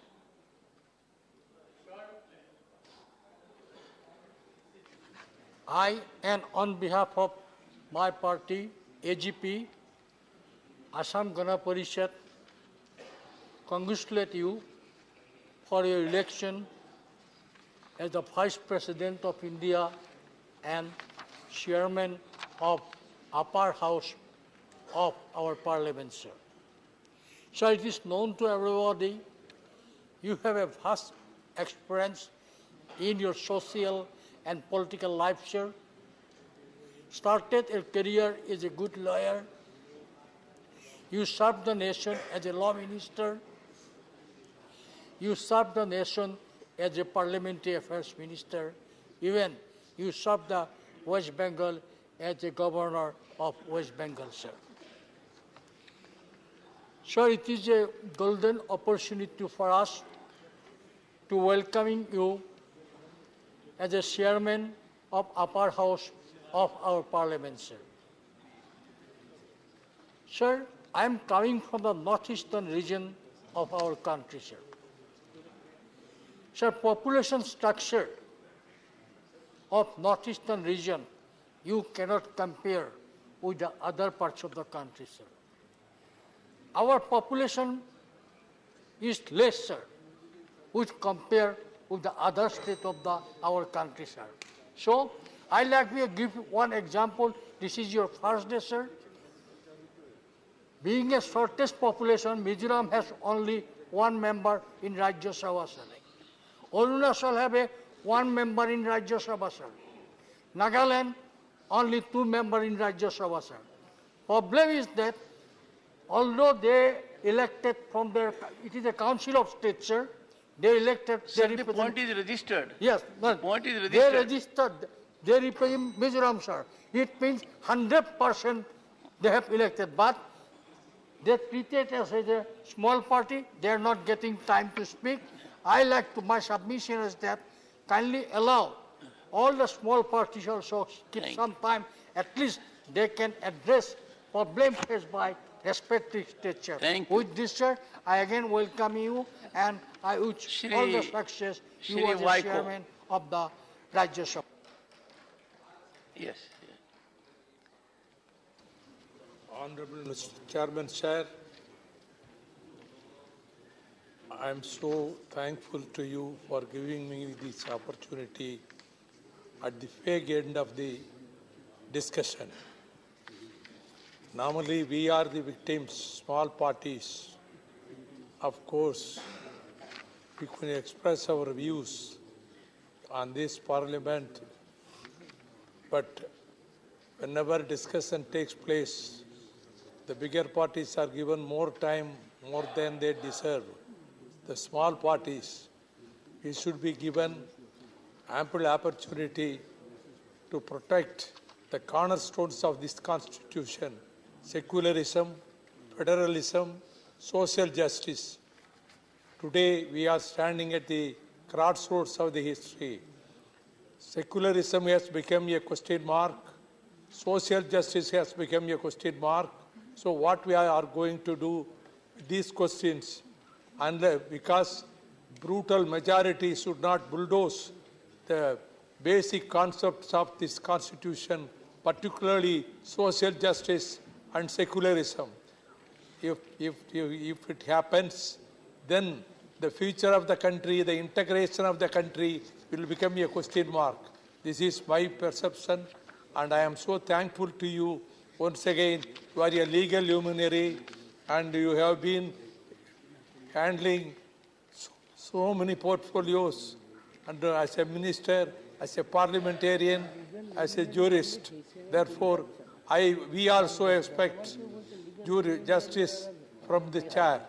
I once again extend my heartiest thanks and felicitations and congratulations to you for having become the chairman of this house. Thank you very much, sir. Sri G.K. Vasan. Diversity is the strength of our country, sir. This house represents that exactly, sir. The members of this house, sir, represents various states, villages, towns, district headquarters and cities, sir. People of those areas expect members to echo their voice. That is the expectation of the members, sir. You are a man of wisdom, sir. We are confident, sir, that you will definitely guide us getting the support of our people. Thank you, sir.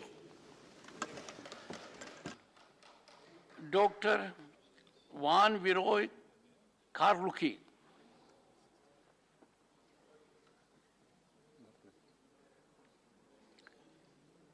Sri K. Wallace Wana.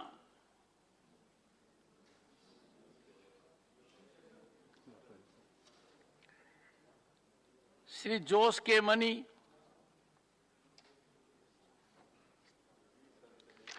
Sri Jayant Chaudhary. सभापति जी, मेरे लिए व्यक्तिगत तौर से बहुत खुशी का अनुभव हो रहा है कि आपके सानिध्य और नेतृत्व में मुझे इस सदन के एक सदस्य के तौर पर काम करने का मौका मिलेगा। सभी सदस्यों ने माननीय प्रधानमंत्री जी ने आपके जीवन परिचय के बारे में बहुत बात बताई। खुशी इस बात को लेकर भी है कि आप एक गांव के परिचय से आते हैं और इसलिए जो किसान की पीड़ाएं होती हैं, जो उनकी मेहनत होती है, जो धरती की पुकार होती है, उस भाषा को आप भली भांति जानते हैं।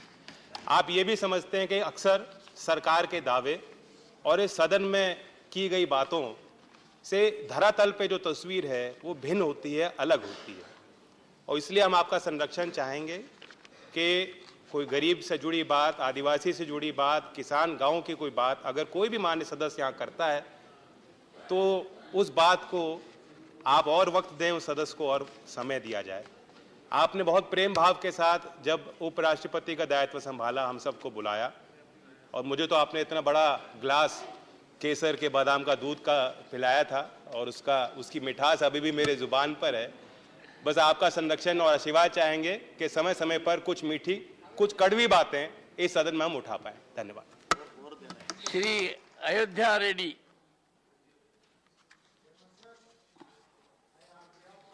YSR Congress Party and our President Sri Y.S. Jagan Mohan Reddy, we congratulate you and welcome you as a chairman of this August House. Sir, you are a role model when we look at your personal life, the discipline, the commitment, the hard work with which you have grown, and also the professional life in which, your wisdom and your experience, expertise was contributed, and then your social contributions that we have seen, and also the political contributions and the rich experiences that you have seen and served this nation makes you the real, the role model for this country. And you are, when we look at you, I wanted to tell you, sir, through you, I wanted to communicate to this House that as the largest democracy, we have a greater responsibility, to showcase to this world that India is not just the largest democracy alone, just in its constitution, but also in practice. They are going to showcase to the world. So a clear dimension and direction need to come under your leadership through this House, the way we are going to make ourselves present. Secondly, sir, during your leadership only, this country is going to be the third largest global economy. So we have to ensure that how a global leader has to present themselves and how the issues have to be raised in the House and how the House has to give the direction to the rest of the country need to be brought in. And also by 2047, when we achieve 100 years of our independence, the country is going to be second largest economy. So keeping those things in mind, the House also has to behave, and the House also has to make ourselves, accountable to the rest of our country. So with those points, we welcome you, sir, and we wish you all the very best. Thank you very much. Government has to be here. Shri Ghulam Ali.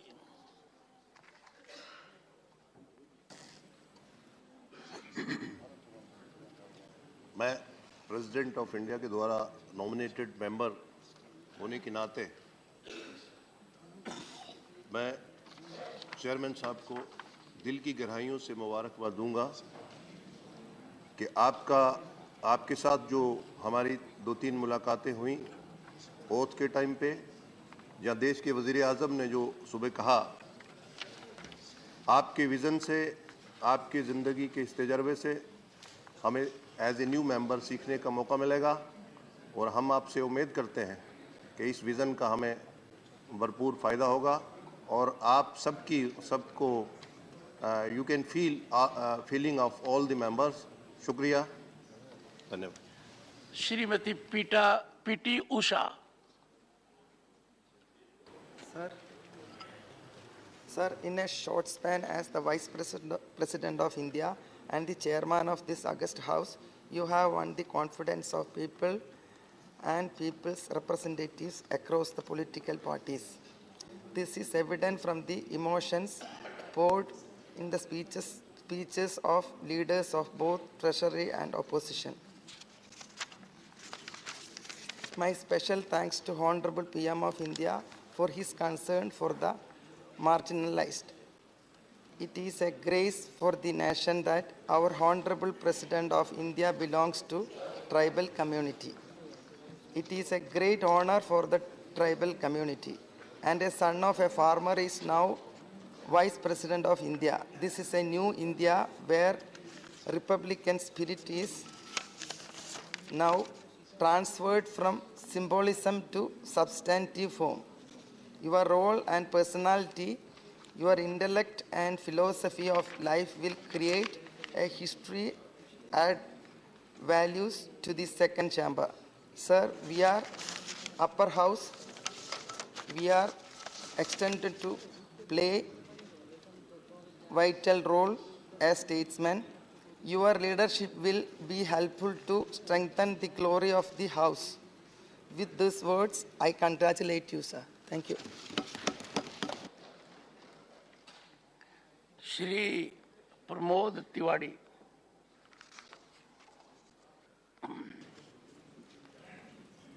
माननीय सभापति जी, मैं आपका स्वागत भी करता हूं, अभिनंदन भी करता हूं और शुभकामनाएं भी देता हूं, और इस बात का धन्यवाद भी देता हूं कि आपने मुझे अवसर दिया। अनवर, जिस कुर्सी पर आप बैठे हैं, बहुत बड़ी बड़ी विभूतियां बैठी हैं। उनका पुराना इतिहास आपके सामने है। आज उनका नाम आदर से लिया जाता है, पर कुछ लोग ऐसे होते हैं जिनकी पहचान कुर्सी से होती है, और कुछ लोग ऐसे होते हैं जब कुर्सी पे बैठ जाते हैं तो उस कुर्सी की गरिमा बढ़ जाती है। मैं यही कामना करूंगा कि जब आपको याद किया जाए तो राज्यसभा की गौरवशाली परंपराओं के लिए याद किया जाए। हमारे लीडर ऑफ अपोजिशन ने साहब आपकी सारी खूबियां बताई और लोगों ने भी बताई। एक खूबी में जो छूट गई है, मैं उसे जोड़ना चाहता हूं। हम लोगों ने आपको सड़क पर विपक्षी नेता के तौर पर संघर्ष करते ज्यादा देखा है, सत्ता में कम देखा है। ये मैं अपना भविष्य ठीक करने के लिए बोल रहा हूं, हम सबका भविष्य ठीक। सर, तो मैं समझ सकता हूं कि आपको विपक्ष की चिंताएं, परेशानियां और कष्ट का अंदाजा किसी और से बेहतर होगा, क्योंकि एक साधारण परिवार से यहाँ तक का सफर आपने तय किया। और अभिषेक भाई भी कह रहे थे लीगल फील्ड में आपका बड़ा नाम था सर, लेकिन वहाँ एक फर्क था, यहाँ एक फर्क है। वहाँ तो आप प्रार्थना करते थे फैसला गरीब के हक में आए, पर सर अब तो यहाँ आपको फैसला करना है, और फैसला जो कभी बड़ों के खिलाफ होता है, और बड़ों से मेरा मतलब यहाँ तो सरकार से, तो सर ज्यादा दुआएं मिलेंगी, ज्यादा आशीर्वाद मिलेगा, ज्यादा लोगों को इतिहास आपका याद रहेगा। इतिहास तो सब पढ़ लेते हैं सर। मैं सर सिर्फ एक आग्रह करना चाहता हूँ, इतिहास में आप ना पढ़े जाएं सर, इतिहास आप बनाएं, इसके लिए पूरा विपक्ष आपके साथ खड़ा रहेगा, ये हम सब आपसे वादा करते हैं। और एक बात कह के मैं जरूर बात अपनी खत्म करूंगा। सर, उत्तर प्रदेश से हूं, राजस्थान से चुन के आया हूं। अब ये कहने की जरूरत नहीं कि राजस्थान में आपने जन्म लिया है, वहाँ की विषमताएं हैं। मुकुल भाई भी राजस्थान से आए हैं, तो अगर आप हम लोगों का ख्याल रखेंगे तो आप राजस्थान का ख्याल रखेंगे, अपना ख्याल रखेंगे सर। तो मैं आपसे आग्रह करूंगा कि भविष्य में ऐसे ही आप मुस्कुराते रहें सर। मेरी तरफ देख लीजिए जरा, मुस्कुराते, ऐसे ही आप मुस्कुराते रहें, ये हमारा प्रयास होगा। इनके चक्कर में मत पड़िएगा सर, इनके चक्कर में जो पड़ा हो गया। धन्यवाद। I extend my hearty congratulations in assuming the taking up the post of the chairmanship of the upper house. So we had a meeting yesterday with the all-party meeting of the leaders of the all-party. The great concern over there was the number of days are reducing, the working days are reducing in the parliament, and also the working hours are reducing. And there is an issue, like every year, and before or after or in between the session, there could be an election as anywhere in the nation. Could be in one state or could be in another state. But the schedule of the parliament is shifted as per the election in the state. My only request is that irrespective of the election, the parliament is very important. You should not reduce the number of days and number of hours just because of the election in some state. This is actually unjust. You are doing unjust to the people of the nation. So it is injustice also. So I plead on behalf of all the parties over here, we should have number of days, maybe it should be increased, and increase the deliberations and the discussions so that the people will benefit. Thank you so much, sir. Sant Balbir Singh. Very briefly. बहुत बहुत धन्यवाद ਤੁਹਾਡਾ। ਅਸੀਂ ਧੰਨਵਾਦ ਹੀ ਕਰਨਾ, ਹੋਰ ਕੁਝ ਨਹੀਂ ਕਹਿਣਾ।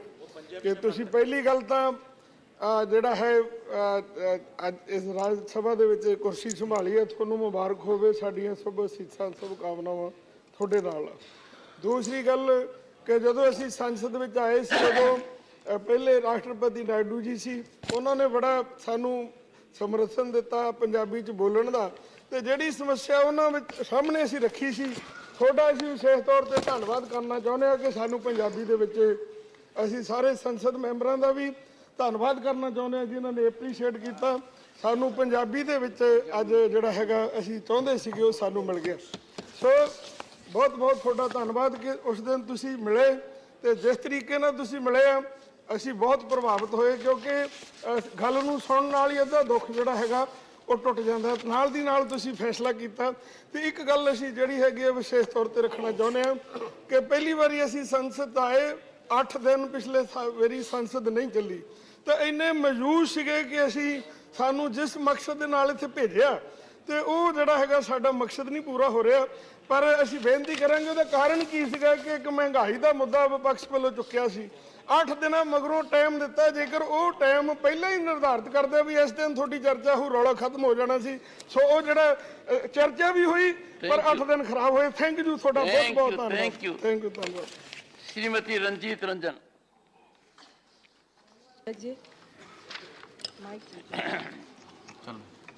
सबसे पहले मैं आपको राज्यसभा के सभापति बनने के लिए बहुत बहुत बधाई देती हूँ। और मैं इससे पहले लोकसभा में थी, मुझे जो 3-4 स्पीकर्स याद हैं जो हमारे रहते, मैं सोमनाथ दादा को बहुत एडमायर करती हूँ, संगमा साहब को, यहाँ पे हमारे गार्जियन वेंकैया नायडू साहब थे, इन सब ने अपनी छाप छोड़ी थी। मैं आपसे एक बहुत बड़ी उम्मीद रखती हूँ सभापति जी कि दिनों दिन पक्ष हो विपक्ष हो, हमारे सदन की डिग्निटी, अच्छा कहें या बुरा कहे, धीरे धीरे नीचे आ रही है। ना पक्ष है ना विपक्ष है। हम सबको लगता है कि हम सबको बहुत सारे महत्वपूर्ण मुद्दे हैं जिस पर डिस्कशन होना चाहिए, बहस होनी चाहिए, एक दूसरे को सुनने का साहस होना चाहिए, पेशेंस होना चाहिए। मुझे लगता है उसकी कमी है और बहुत उम्मीद है। मैं आपसे 2-3 बार मिली, बहुत पुराने भी हम लोग मिले, तो एक गार्जियन की तरह आपको देखती हूँ और मुझे पूर्ण उम्मीद है कि जिस तरह बाकी स्पीकर्स जो कुछ थे जिन्होंने अपनी आइडेंटिटी को छिपा के भी आज यहाँ पर वो सभापति हैं, तो सभापति का क्या फर्ज है उन्होंने निभाने का काम किया। मुझे बहुत उम्मीद है और विश्वास है कि सदन की गरिमा को बचाने के लिए आप एक अहम रोल अपनाते हैं, एक अहम जिम्मेदारी है। और हम लोगों की खासकर जो विपक्ष के रूप में हम लोग आज आपके बीच में है, हमारे कम मेजॉरिटी में हो ज्यादा हो, मुझे विश्वास है कि आप हमारे पूछने का राइट और सवाल पूछने का राइट, इस हक को आप मारने नहीं देंगे। इस विश्वास के साथ मैं आपको फिर से बहुत बहुत बधाई देती हूँ। Narzary, thank you. धन्यवाद। Shri Raman Gaura Narzary, very briefly, sir. Thank you, sir. Chairman, sir, first of all, I thank you for your favor towards me, allowing a little moment to rise before you. And with due respect, I, on behalf of my party, United People's Party Liberal, and my party president Pramod Boro, would like to express our deep gratitude and honor the honorable chairman of this Rajya Sabha, and wish for your successful tenure in discharging as chairman of this August House. As I represent Assam from United People's Party Liberal, which is a small regional party and an NDA partner working in Bodoland Territorial Region, Assam, would like to welcome and express deep respect to your honor for and on behalf of the millions of the people of Assam and particularly from Bodoland Territorial Region. Sir, under your able leadership in this August House, I do hope your honor will give ample scope to raise important issues of our state as well as our region, praying your good health to Almighty, and with due respect, I take my seat in this moment. Thank you, sir. Thank you, sir. Very briefly, Shri Vikramjit Singh Sahni, very briefly, sir. Sir, खुद ही को कर बुलंद इतना कि हर तदबीर से पहले खुदा बंदे से खुद पूछे कि तेरी रजा क्या है. This sums up your personality. Thank you. Thank And you. जैसे आपने माइक्रो मैनेजमेंट की है पिछले कुछ महीनों में और हमारे जैसे गैर राजनीतिक व्यक्ति को भी गले लगाया और सब एक एक व्यक्ति को एक एक इस ऑगस्ट हाउस के मेंबर के साथ डायलॉग किया, इसकी कोई उदाहरण नहीं मिलती। और आप किसान पुत्र हैं, and I hope sir this house will be able to bring about significant changes in the plight of farmers. और कहते हैं इंसान वो आदमी वो बड़ा होता है जिसके साथ होने पे आप खुद छोटा नहीं महसूस करें। और खास करके जो आज आपने ये पंजाबी विच तुसी राज्य सभा बुलेटिन शुरू किया है, इहदी भी मैं तुहानू बधाई देना। और अमृत काल में एक नए इतिहास की रचना होगी और आप उम्मीद करते हैं कि हर चीज, जैसे मैंने अपना 100 डेज का रिपोर्ट कार्ड दिया, हर चीज डायलॉग से, बातचीत से उसकी निवृत्ति होगी। कोई भी मेंबर वेल में आके अनवेल नहीं होगा। धन्यवाद। Thank you. श्री घनश्याम तिवारी।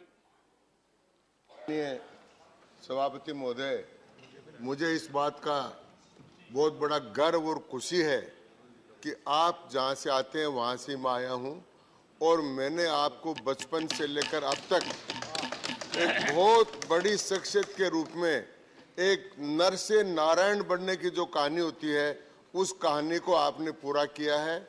एक गांव झुंझुनू के से आपने जिस प्रकार राजस्थान की सेवा की, राजस्थान की विधानसभा में मैंने आपके तेवर देखे, लोकसभा के चुनाव में मैंने आपके सारे अभियान में मैं आपके साथ रहा, और फिर अन्य मामलों में चाहे कोर्टों में हो, सब जगह हो, मैंने आपका पूरा संघर्षपूर्ण जीवन और आपका सफलता। I think we will have to decide whether we can let out secrets here. तेरे सीक्रेसी नहीं है, ये लोगों के लिए प्रेरणा की बात। इसलिए मैं इस बात को कहना चाहता हूँ कि आपका जो जीवन है वो जीवन एक प्रतीक के रूप में है। एक ऐसे समाज में से जो समाज पहले जागीरदारी से पीड़ित रहा था, उस समाज में से उठकर इस स्थान तक पहुंचना और उस समाज को भी बहुत प्रकार से आगे बढ़ाना और अन्य समाजों के साथ सामंजस्य करके राजस्थान में जिस प्रकार का आपका नाम हुआ है, उसके लिए मैं आपको बहुत बहुत बधाई देना चाहता हूं।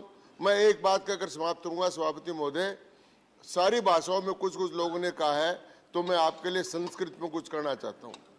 ससिना निशया निशया च शशि, ससिना निशया च विभाति नभय, पैसा कमलम कमलेन पय, पैसा कमलेन विभाति श्रय। माननीय सभापति महोदय, जिस प्रकार चंद्रमा से रात्रि की और रात्रि से चंद्रमा की और चंद्रमा और रात्रि दोनों से मिलकर आकाश की शोभा होती है, उसी प्रकार से पक्ष और प्रतिपक्ष की और प्रतिपक्ष और पक्ष से मिलकर आसन की, इन दोनों से मिलकर जो संसदीय लोकतंत्र की शोभा होती है, उस संसदीय लोकतंत्र की शोभा बढ़ाने के आप काम करेंगे। इन्हीं के साथ आपको बहुत बहुत बधाई। Doctor Sivadasan. Dr. Sir. Yeah, respected Chair. Sir, this is the Council of States. So here in the House, we shall hear the voice of states. Sir, this is the place of the discussion and debates. So I believe the Chairman will protect the rights of the members, and he will, Chairman will provide the opportunity for the proper discussion on bills and other subjects. So we request the proper time for the discussion and debates in this House. Sir, that is my humble request for you, sir. Congratulate you. Thank you.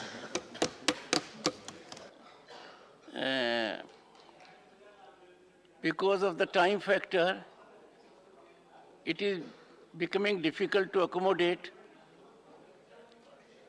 some of you who wanted to say something. Very briefly, I would complete the list very briefly. Shrimati Rajni Patil. Ma'am, very briefly. Thank you sir. Sir, actually हमारे विपक्ष के नेता खरगे साहब बोलने के बाद हमारे कहने का कोई मतलब नहीं था, क्योंकि हाथी के पाँव में सबके पाँव आते हैं। हमारे पार्टी की तरफ से वो बोल रहे थे, लेकिन सभी लोगों ने जो बोला उसमें एक बहुत ही बड़ी बात छूट गई है, जो मैं यहाँ पे उद्धृत करना चाहती हूँ। मैं और मेरी सहकारी वंदना चौहान जी जब आपको मिलने आए थे, तो जो हमने देखा और हमने जो महसूस किया, वो सबसे बड़ी बात जो एक महिला होकर मुझे लगी, वो मैं आपके बारे में बोलना चाहती हूँ। क्योंकि सब लोगों को रानी लक्ष्मीबाई चाहिए, लेकिन वो पड़ोस के घर में चाहिए, अपने घर में नहीं चाहिए होती है। आपके यहाँ हमने देखा कि जिस प्रतिष्ठा से, जिस अभिमान से आपकी धर्मपत्नी श्रीमती सुदेश धनखड़ को आपने हमें मिलवाया, और जितने प्यार से हमें इनके बारे में आपने हमें बोला, मैं और वंदना जी बाद में भी बहुत देर तक आपके लिए चर्चा कर रहे थे, क्योंकि उन्होंने पीएचडी भी किया है, उनके लिए आपने बहुत अच्छा कुछ बोला। और हमें लगा कि बहुत सारे लोग सिर्फ घर में रखते हैं पत्नियों को और सिर्फ बोलते हैं, लेकिन प्रत्यक्ष कृति में कुछ होता नहीं।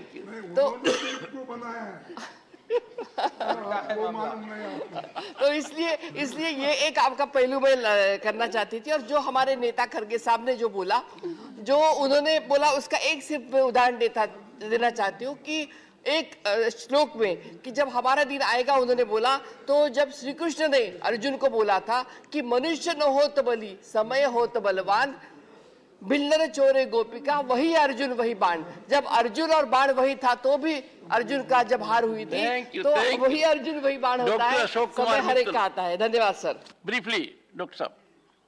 मैं आपकी पर्सनैलिटी, धन्यवाद सभापति जी, और आपका स्वागत करते हैं।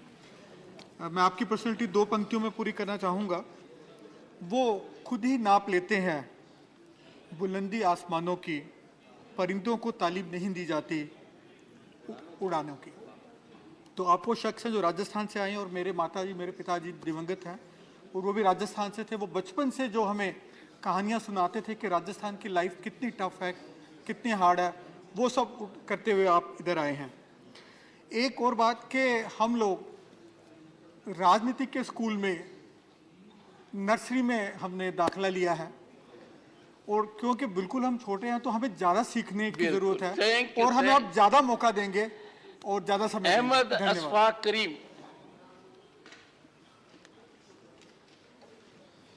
Sir, very briefly. माननीय सभापति जी, मैं राष्ट्रीय जनता दल से हमारा ताल्लुक़ है।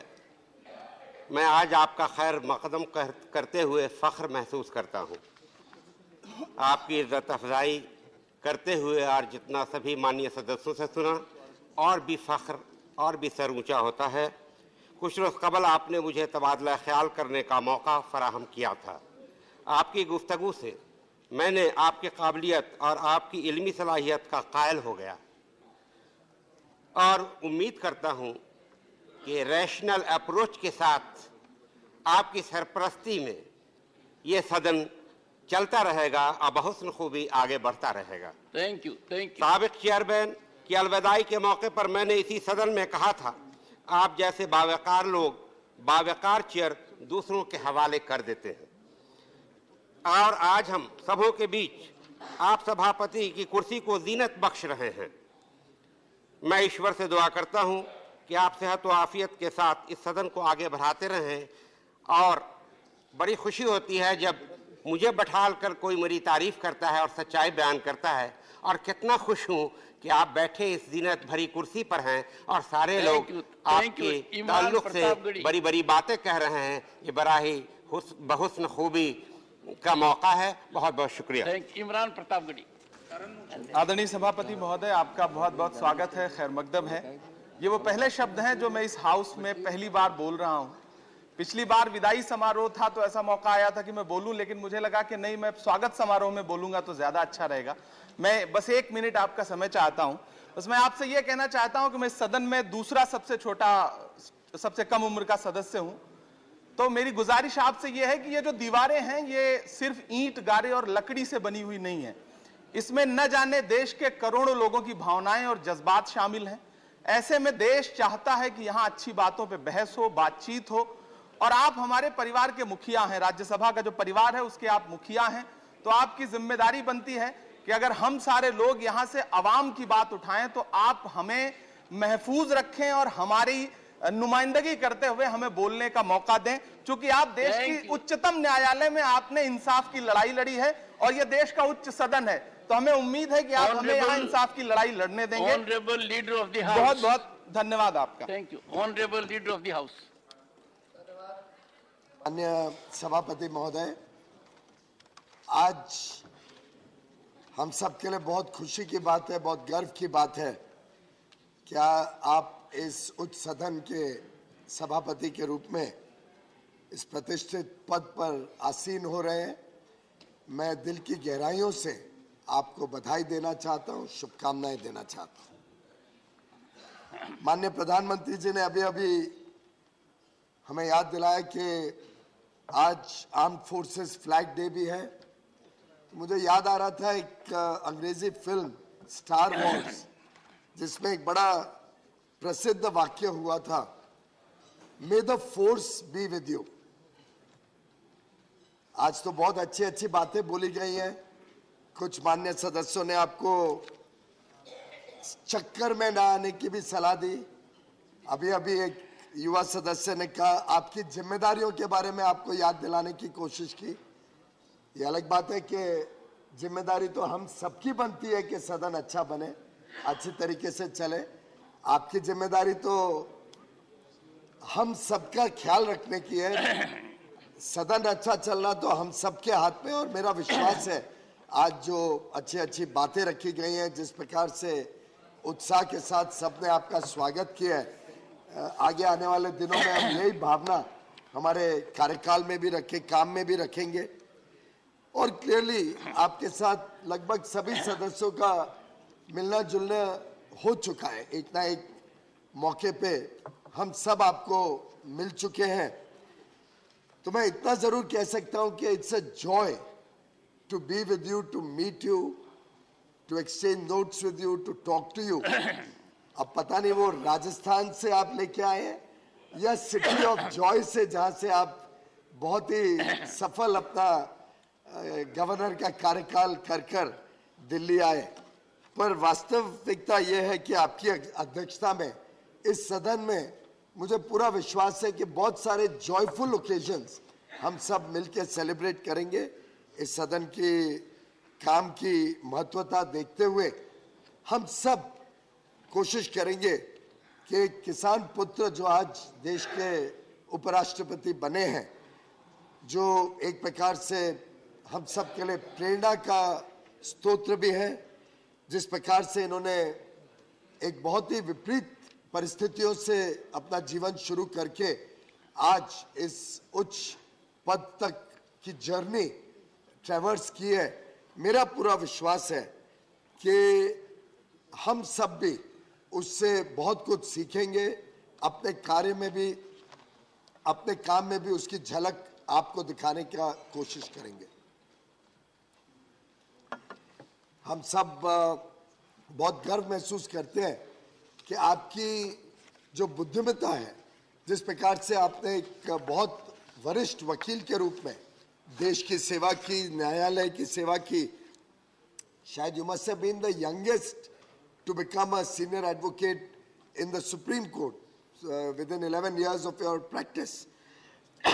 मैं समझता हूँ शायद उस समय जजेस ने भी कुछ स्पार्क देखी होगी, कुछ ऐसा अलग देखा होगा, जिसके कारण आपको ये बहुत बड़ा एक प्रकार से स्थान मिला और बहुत बड़ी सर्टिफिकेट उच्च न्यायालय से आपको दी गई। एक नई परंपरा जो अब इस देश में स्थापित हो रही है, बड़े सामान्य घर से सामान्य जीवन बिताने वाले सामान्य साधारण परिवार के राजनीतिक नेता या समाज के नेता आज बड़े बड़े पदों पर हैं।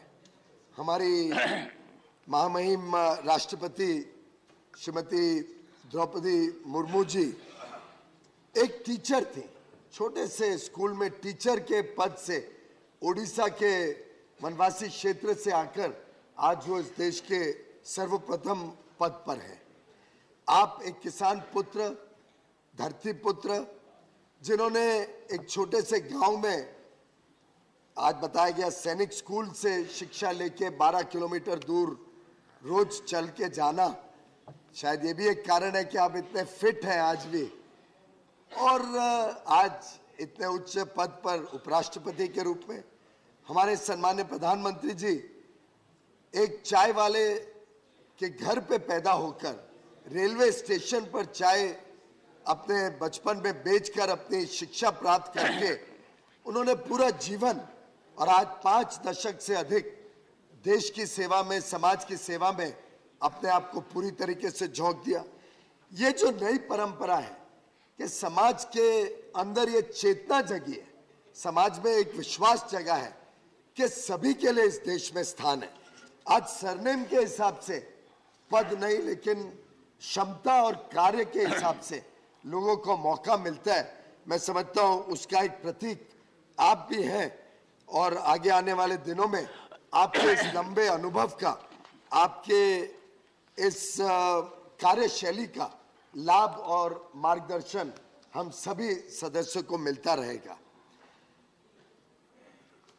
जैसे कहा जाता है और अभी अभी हमारी बहन ने कहा कि behind every successful man there is a force, a power, और वो पावर आपके घर में हमने देखा, हम सबका मैं समझता हूँ ये अनुभव रहा कि जिस प्रकार से आपने सम्मान दिया परिवार के अंदर भाभी को, जिस प्रकार से आपने हम सब के बीच नारी शक्ति की बात कही, तो मुझे याद आया कि माननीय प्रधानमंत्री जी ने भी 15 अगस्त के अपने विचार रखते हुए उद्बोधन में ये बात रखी थी कि देश को जब हम विकसित बनाने की बात करते हैं तो नारी शक्ति को हमने और सशक्त बनाना होगा। और मैं समझता हूँ बहन रजनी जी ने ठीक कहा कि उसका भी एक अच्छा उदाहरण हमें आपके घर पे देखने को मिला। ऊर्जावान व्यक्तित्व, सदस्यों से जिस प्रकार से आपने निजी जुड़ाव बनाया है, आपका सहज मुस्कान, आपके सोचने की प्रक्रिया और क्विक विट और ह्यूमर हम सबको आपके प्रति आकर्षित करता है। मुझे विश्वास है ये जो इन्फेक्शियस स्माइल है आपका, ये आगे चल के सदन को भी चलाने में सुविधा देगा और आप जरूर हम सबको सही रास्ते पे रहने का मार्ग भी बताते रहेंगे। एक प्रकार से कल जब बिजनेस एडवाइजरी कमेटी की बैठक चल रही थी, हमने आपका स्कॉलरली और रीजन्ड अप्रोच कल देखने का एक पहला मौका पहली बीएससी में हमें मिला। मैं बड़ा इंप्रेस हुआ कि आपके कमेंट से कि स्टैटिस्टिक्स नहीं डिटरमिन करती हैं कि विषय को आगे कैसे लेके जाना है। स्टैटिस्टिक्स पे नहीं निर्भर होगा कि कोई बिल स्टैंडिंग कमेटी में जाए या सिलेक्ट कमेटी में जाए। Statistics have their own place, पर सब्सटेंस विल मैटर। सब्सटेंस के ऊपर तय करना पड़ेगा कि आगे कार्रवाई में किस प्रकार से आगे बढ़ना है। समय भी बहुत जरूरी होता है, समय वेस्ट ना हो, समय का सदुपयोग हो और आखिर कोई ना कोई कानून या कोई ना कोई कार्य हम सबके समक्ष जब रहता है हाउस में, तो जरूर कोई ना कोई उसकी इंपॉर्टेंस है, उसकी समय की इंपॉर्टेंस है। और कई विषय ऐसे हैं जिसमें आम सहमति बन सकती है, आम सहमति से कार्य आगे तेज गति से बढ़ सकता है। क्योंकि अगर हमें इस अमृत काल में इस देश को विकसित बनाना है और जिसमें मैं समझता हूं देश का हर सदस्य एकजुट है, एक मत का है, तो स्वाभाविक रूप से समय की भी अपनी अहमियत है और जो निर्णय देश हित में है, जनहित में है, वो त्वरित लेने का भी एक बहुत बड़ा मैसेज देश को जाता है, समाज को जाता है।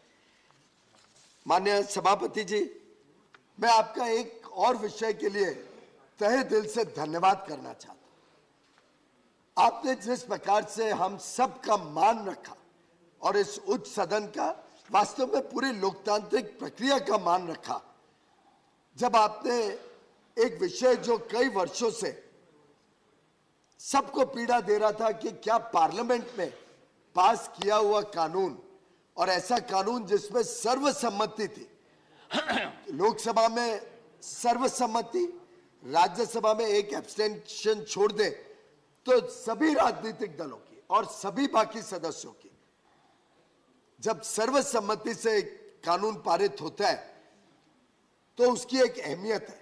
और जो आपने वी द पीपल का उद्बोधन दिया, जिस प्रकार से आपने the will of the people के बारे में अपने एक रिसेंट भाषण में बात रखी, मैं समझता हूं इस सदन के हर सदस्य के लिए और हर सदस्य के आत्मसम्मान की आपने उस दिन चिंता की, आपने इंश्योर किया कि हमारा भी एक प्रकार से हौसला बने कि हम आगे चल के भी कानून देशहित और जनहित के बनाते रहे। माननीय सभापति महोदय, आपके जो 2 ओवरसीज विजिट्स रहे वो भी वास्तव में हम सबको बहुत गौरवान्वित करते हैं। आपको देखते हुए वहां पे बड़े बड़े विश्व नेताओं के साथ चर्चा करते हुए, और बाद में मुझे जानकारी मिली आपने किस बहुत तीव्रता से जो देश ने कोविड की महामारी की लड़ाई लड़ी, किस प्रकार से जो कल ही उच्च न्यायालय में सुप्रीम कोर्ट में भी जिस बात का उल्लेख किया गया, जिस बात की तारीफ की गई कि कैसे पूरे देश ने मिलके, केंद्र सरकार, राज्य सरकारें सब ने मिलके कोविड महामारी के सामने लड़ाई लड़ी, कैसे केंद्र सरकार ने भूखमरी नहीं होने दी। प्रधानमंत्री गरीब कल्याण अन्न योजना से देश के कोने कोने तक 80 करोड़ से अधिक भारतवासियों को मुफ्त में अनाज पहुंचाने का जो काम किया, उसकी कल सुप्रीम कोर्ट में भी काफी विस्तार से तारीफ हुई है। आपने ये बात जब विश्व नेताओं के सामने और विश्व के सबसे बड़े और आर्थिक दृष्टिकोण से मजबूत नेताओं के सामने जब आपने रखी और आपने बताया कि उन्होंने सबने तारीफ की भारत की, तो मैं समझता हूं हर मेंबर का, हर सदस्य का सीना चौड़ा होता है, क्योंकि हम सबका भी उसमें एक छोटा योगदान है। माननीय सभापति महोदय, मैं समझता हूं when great people set the direction, others follow them. Under your leadership, we will work with the high ideals, high principles with which you will set the direction. And I'm sure the work of the Rajya Sabha, the work that we do in this upper house, the House of Elders, the House of States, will also resonate in the other houses, in the other assemblies across the country.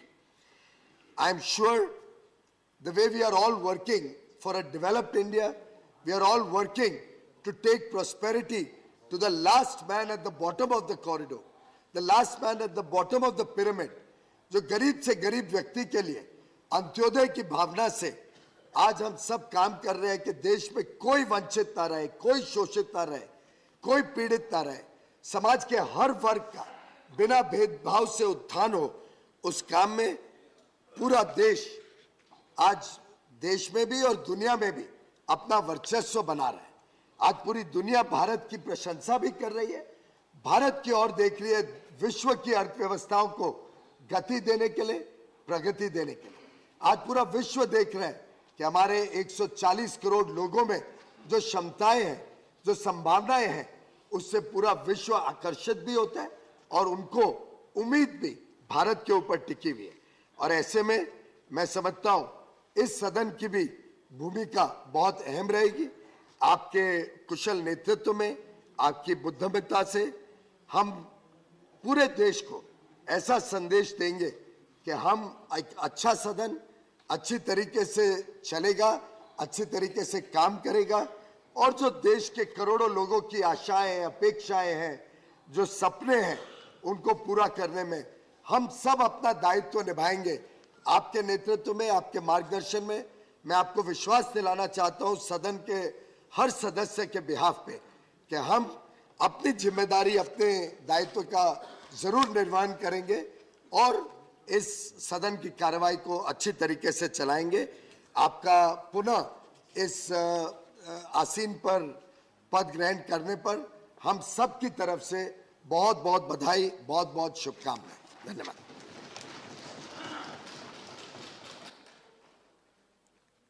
Honorable Leader of the House, Shri Piyush Goyal ji, Honorable Leader of the Opposition, Shri Mallikarjun Kharge ji, Honorable former Prime Minister, Shri S.D. Devgowda ji, Honorable Ministers, Honorable Leaders of respective parties, Honorable Members. Deeply moved and touched by the indulgent words of welcome by the Honorable Prime Minister, Honorable Leader of Opposition, Leader of the House, and those who followed. grateful to the honorable members of Parliament for affording opportunity to be in service of Bharat as Vice President of India and Chairman of this august House. Looking forward to contributing to growth trajectory of the largest vibrant democracy in the world and vindicate its trust and confidence. Honorable members, availing this historic opportunity to share some concerns with the distinguished members of this august House. Terms Upper House and House of Elders, though not part of the official glossary, amply reflect uniquely significant importance of this institution. Nation justifiably expects the House of Elders to take decisive directional lead in reaffirming and enhancing the core values of the Republic and set up the traditions of parliamentary democracy, exemplifying the highest deliberative, emulative standards.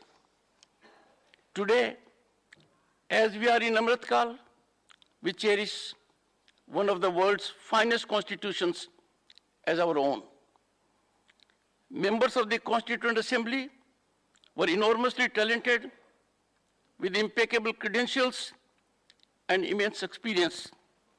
The Constituent Assembly, given the scenario then, was as representative as was practicable. Honorable members, with each election, there has been progressively authentic enhancement in the representation gradient. Presently, the Parliament reflects with authenticity the mandate and aspiration of the people as never before.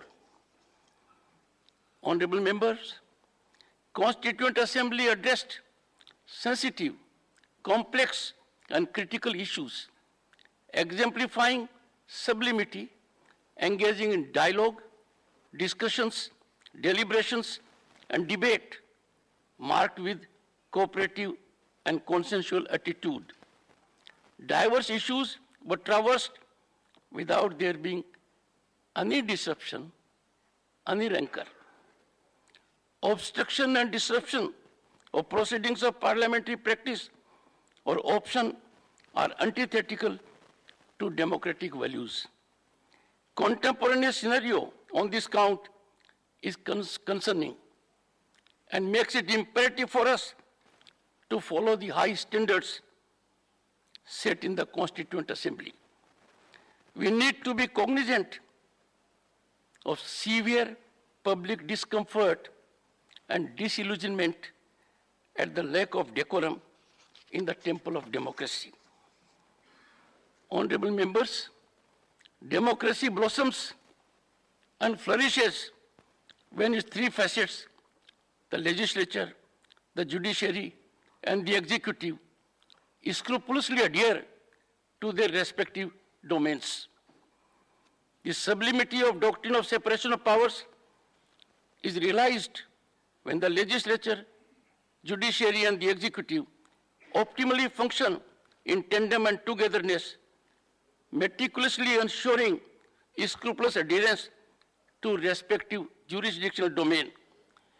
Any incursion by one, howsoever subtle, in the domain of the other has the potential to upset the governance apple cart. We are indeed faced with this grim reality of frequent incursions. This House is eminently positioned to take affirmative steps to bring about congeniality amongst these wings of governance. I am sure the honorable members will reflect and engage in way forward stance. Honorable members, a sense of democracy lies in the prevalence of the ordainment of the people, reflected through legitimized platform. In any democracy, parliamentary sovereignty is inviolable. we all here are under oath to preserve it.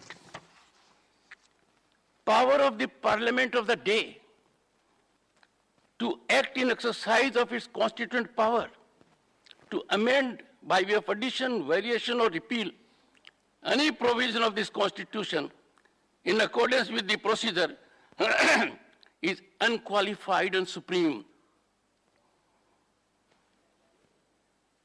not amenable to executive attention or judicial intervention, except for the purpose of deciding any case involving a substantial question of law as to interpretation of the Constitution, envisaged in Article 145(3) of the Constitution. Using this constitutional power to amend, Parliament enacted wholesome structural governance changes to further spinally strengthen our democracy. This has been by way of incorporation of Part 9, 9A, and 9B in the Constitution, providing comprehensive mechanism for Panchayati Raj, municipalities, and cooperative societies. Honorable members, in similar vein, the Parliament, in a much-needed historic step, passed the 99th Constitutional Amendment Bill, paving way for the National Judicial Commission. There was unprecedented support to the above. On August 13, 2014, the Lok Sabha unanimously voted in its favor, with there being no abstention. This House too passed it unanimously on August 14, 2014, with one abstention. Rarely in parliamentary democracy there has been such massive support to a constitutional legislation. This process fructified into a constitutional prescription. After 16 state assemblies out of the 29 states ratified the central legislation, the President of India, in terms of Article 111, accorded his consent on December 31, 2014. This was culmination of a basic, fundamental parliamentary process. This historic parliamentary mandate was undone by the Supreme Court on October 16, 2015, by a majority of 4:1, finding the same as not being in consonance with the judicially evolved doctrine of basic structure of the Constitution. Honorable members, there is no parallel to such development in democratic history, where a duly legitimized constitutional prescription has been judicially undone. A glaring instance of severe compromise of parliamentary sovereignty and disregard of the mandate of the people, of which this House and the Lok Sabha are custodians. Honorable members, we need to bear in mind that in democratic governance, basic of any basic structure is the prevalence of the primacy of the mandate of the people reflected in the Parliament. Parliament is the exclusive and ultimate determinative of the architecture of the Constitution. It is disconcerting to note that on such a momentous issue, so vital to democratic fabric, there has been no focus in the Parliament now for over 7 years. This House, in concert with the Lok Sabha, being custodian of the ordainment of the people, is duty-bound to address the issue, and I'm sure it will do so.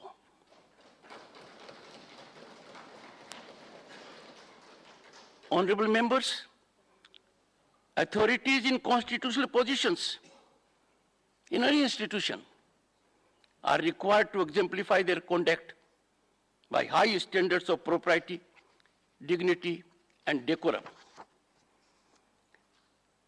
Time for all constitutional institutions to reflect and give quietus to public display of adversarially challenging stance, trading or exchange of advisories emanating from these platforms. I urge the members of the House to proactively catalyze evolution of wholesome, cordial ecosystem, ending this aberration. It is institutional, seamless, correct, marked with mutual trust and respect that generates ecosystem best suited for serving the nation. This House needs to catalyze this wholesome environment to promote synergic functioning of constitutional institutions, emphasizing need to respect Lakshman Rekha. Honorable members, as Vice President, I had the honor to represent the country at the India, ASEAN, and East Asia Summits in Phnom Penh, Cambodia on November 12 and 13, 2022, and at the FIFA World Cup inaugural ceremony in Doha, Qatar on 20th November 2022. I share with you my deep sense of pride and satisfaction of the level of respect India commands amongst world leaders and their hope and expectation that our growth trajectory generates global peace and prosperity. Honorable members, I look forward with hope and expectation to pleasant and fruitful association so that we all in togetherness optimally serve the nation. Once again, I thank you most earnestly for your generous felicitations, and I would do my utmost to come up to your very high expectations. As foot soldier of the Constitution, आप सबको प्रणाम कर कर मैं अपने कार्य का श्री गणेश करता हूं।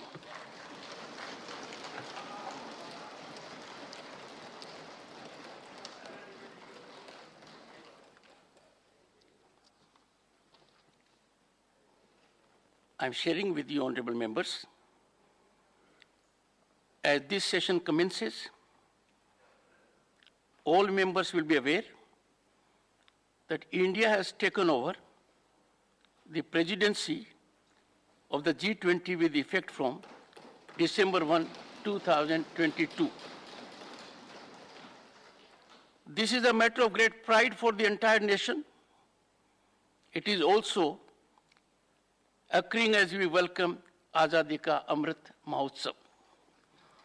The G20 summit will, of course, be an unparalleled event in our diplomatic history.